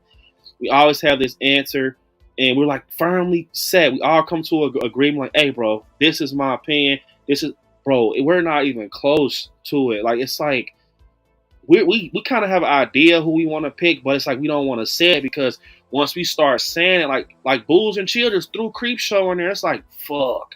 Then it's like, I'm not gonna lie, John Carpenter, he doesn't have a lot of projects. I'm gonna keep it 100. I love John Carpenter. I'm a John Carpenter fan. He doesn't have a lot of projects. He just has he got a couple highlighted projects that are strong as fuck. Like, he has some projects that are strong as fuck, and one of his projects is like the face of horror, bro. Like, it's horror. Like, you can't have Michael Myers without horror. You can't. You just can't, bro. I'm sorry. You can't. That thing, when you hear that, bro, you think horror. When you hear that thing, it's Halloween time. It's Michael Myers. You know, Jamie Lee Curtis's brother in certain timelines. It's Michael fucking Myers.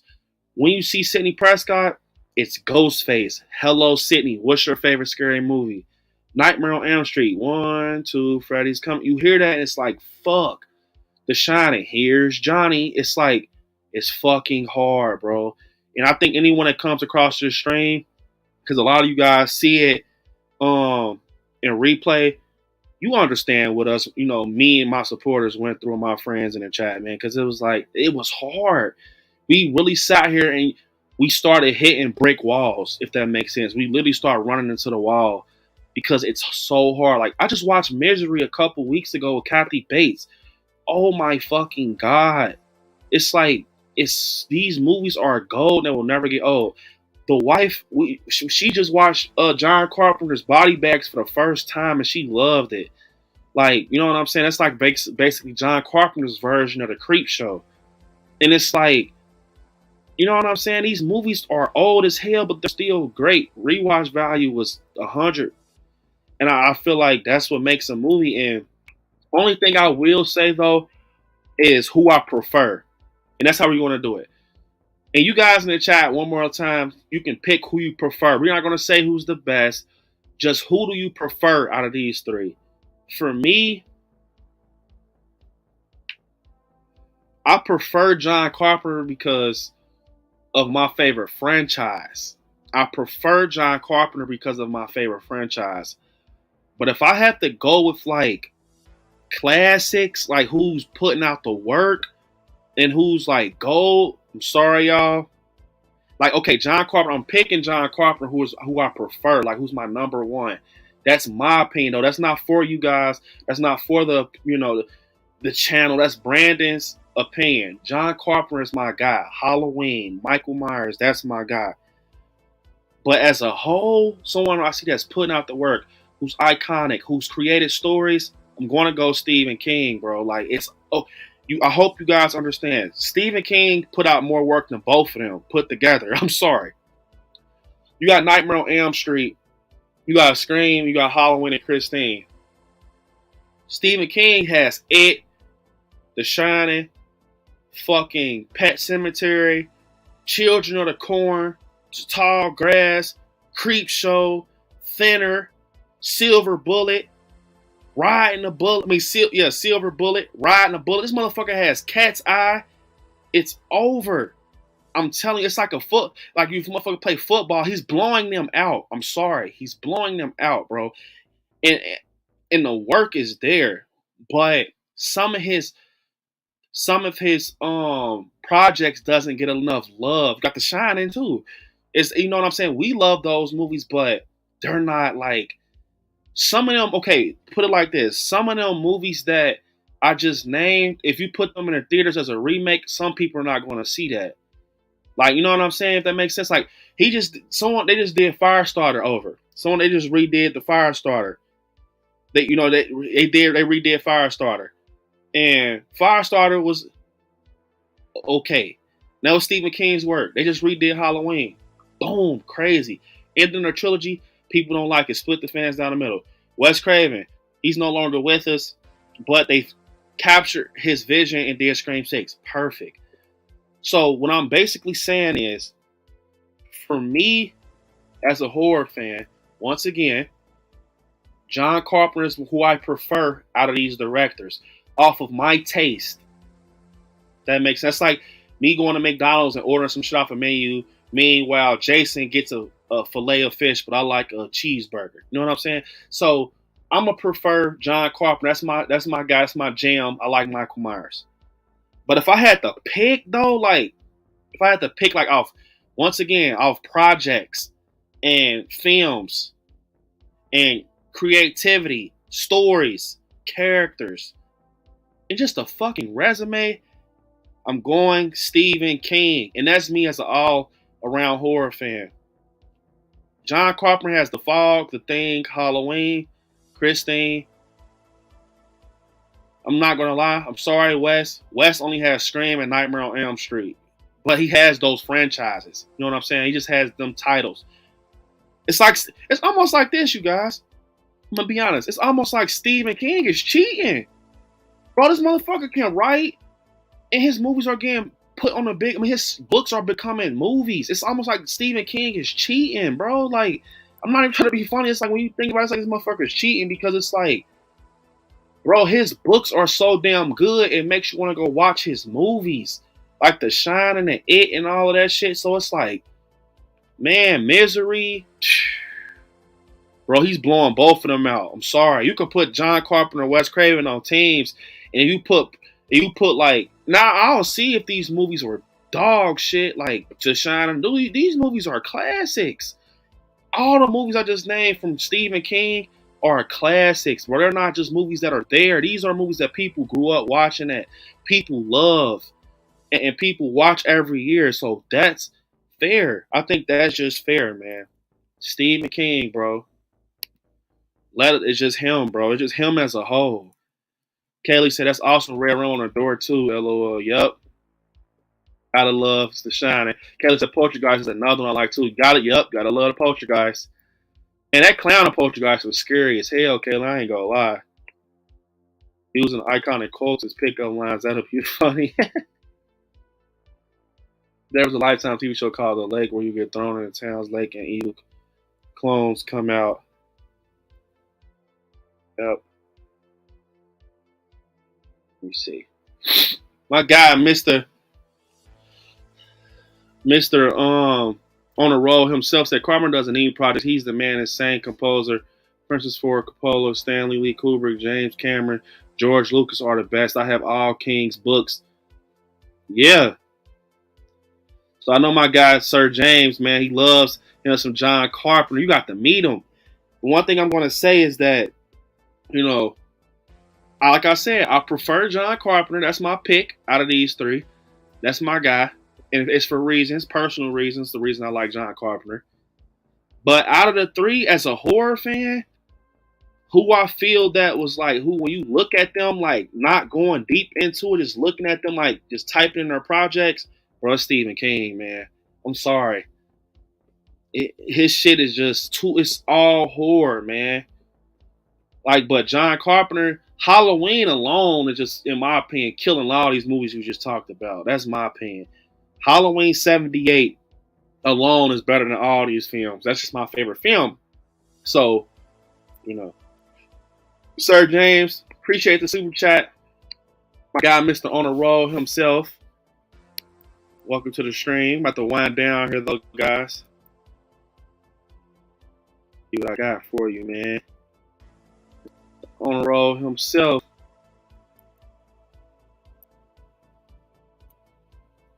Here you go. Appreciate it, Sir James.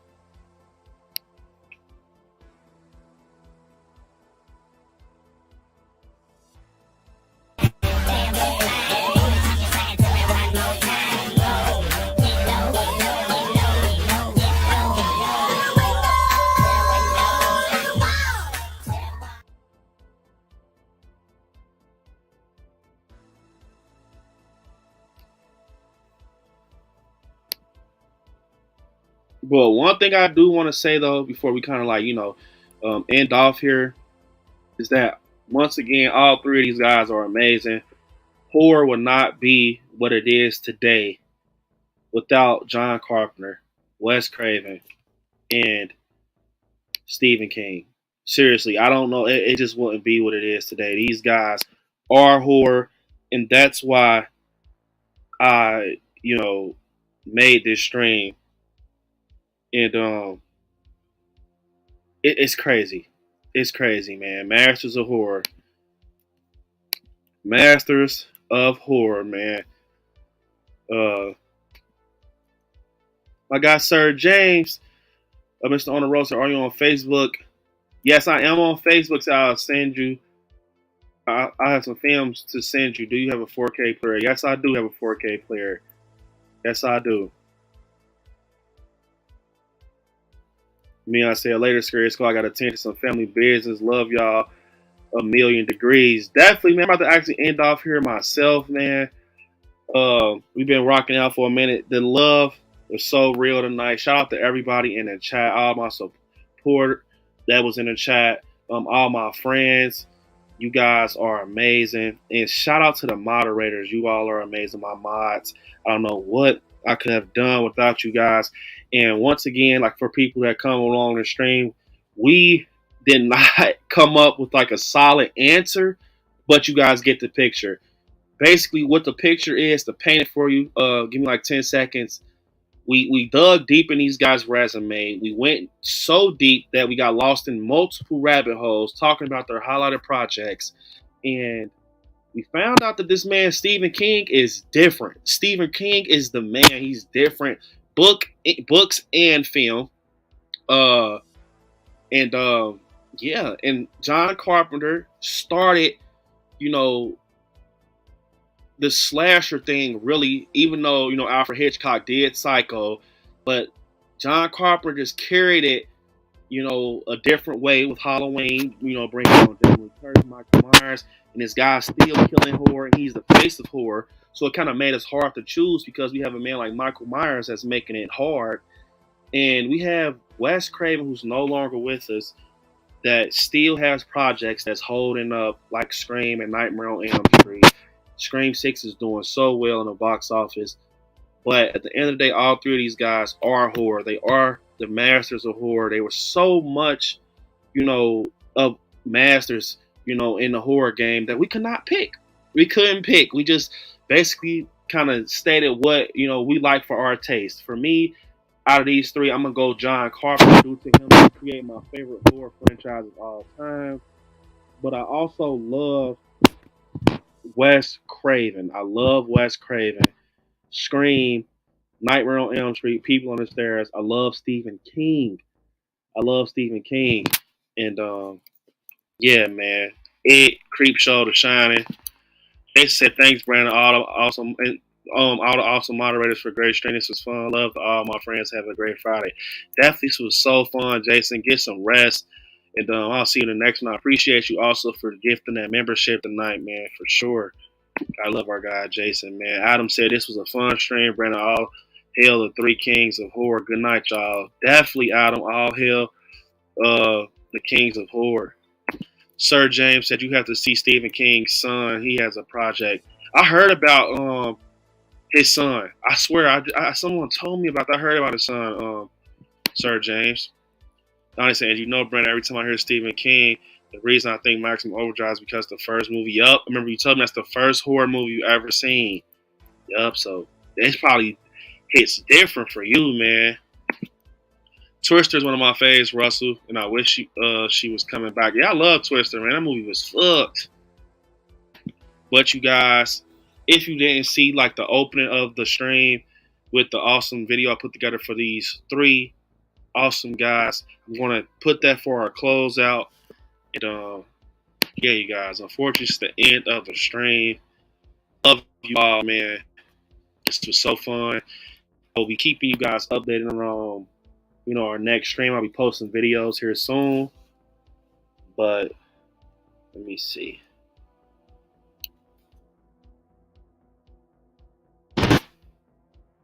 Great stream, B. Good night, everyone. Thanks, Brooke. You get some rest. I'll see you guys in the next one. Don't forget to smash the like button on the way out. But unfortunately, it's the end of the stream. I want you guys to watch some horror movies, especially the ones we talked about tonight. Stay scary out there. I love you all. Peace. Till next time, guys. Be safe. Seats for more than 25 years, but the director of such hits as Nightmare on Elm Street and Wes Craven's new Nightmare has not always been involved in the film industry. Raised a devout Baptist in Ohio, he was taught that movies were tools of the devil, and he never saw a film until he was in college. He spent years teaching high school and college before he discovered his love of filmmaking. His latest effort is Scream, and I am pleased to have Wes Craven join us now for a conversation about a film which is more than simply a horror film. It's more of a thriller than it is a horror film. Welcome. Thank you. Is that fair to say? This is more of a thriller than it is sort of... Yes. Yeah, He seems benign enough at 69, but remember, Carpenter also wrote and directed the film too, unleashing Michael Myers to the world. You can't kill the boogeyman. I wanted the audience not to know whether he was human or supernatural. And he had no character. He was blank. He was simply evil. He's like the wind. He's out there. He's going to get you.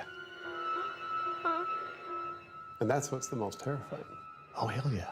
Oh, yeah. It's what you don't know about, what you can't see. It's out there.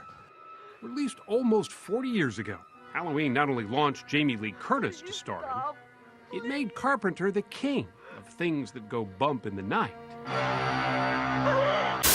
King. He is a national treasurer of terror.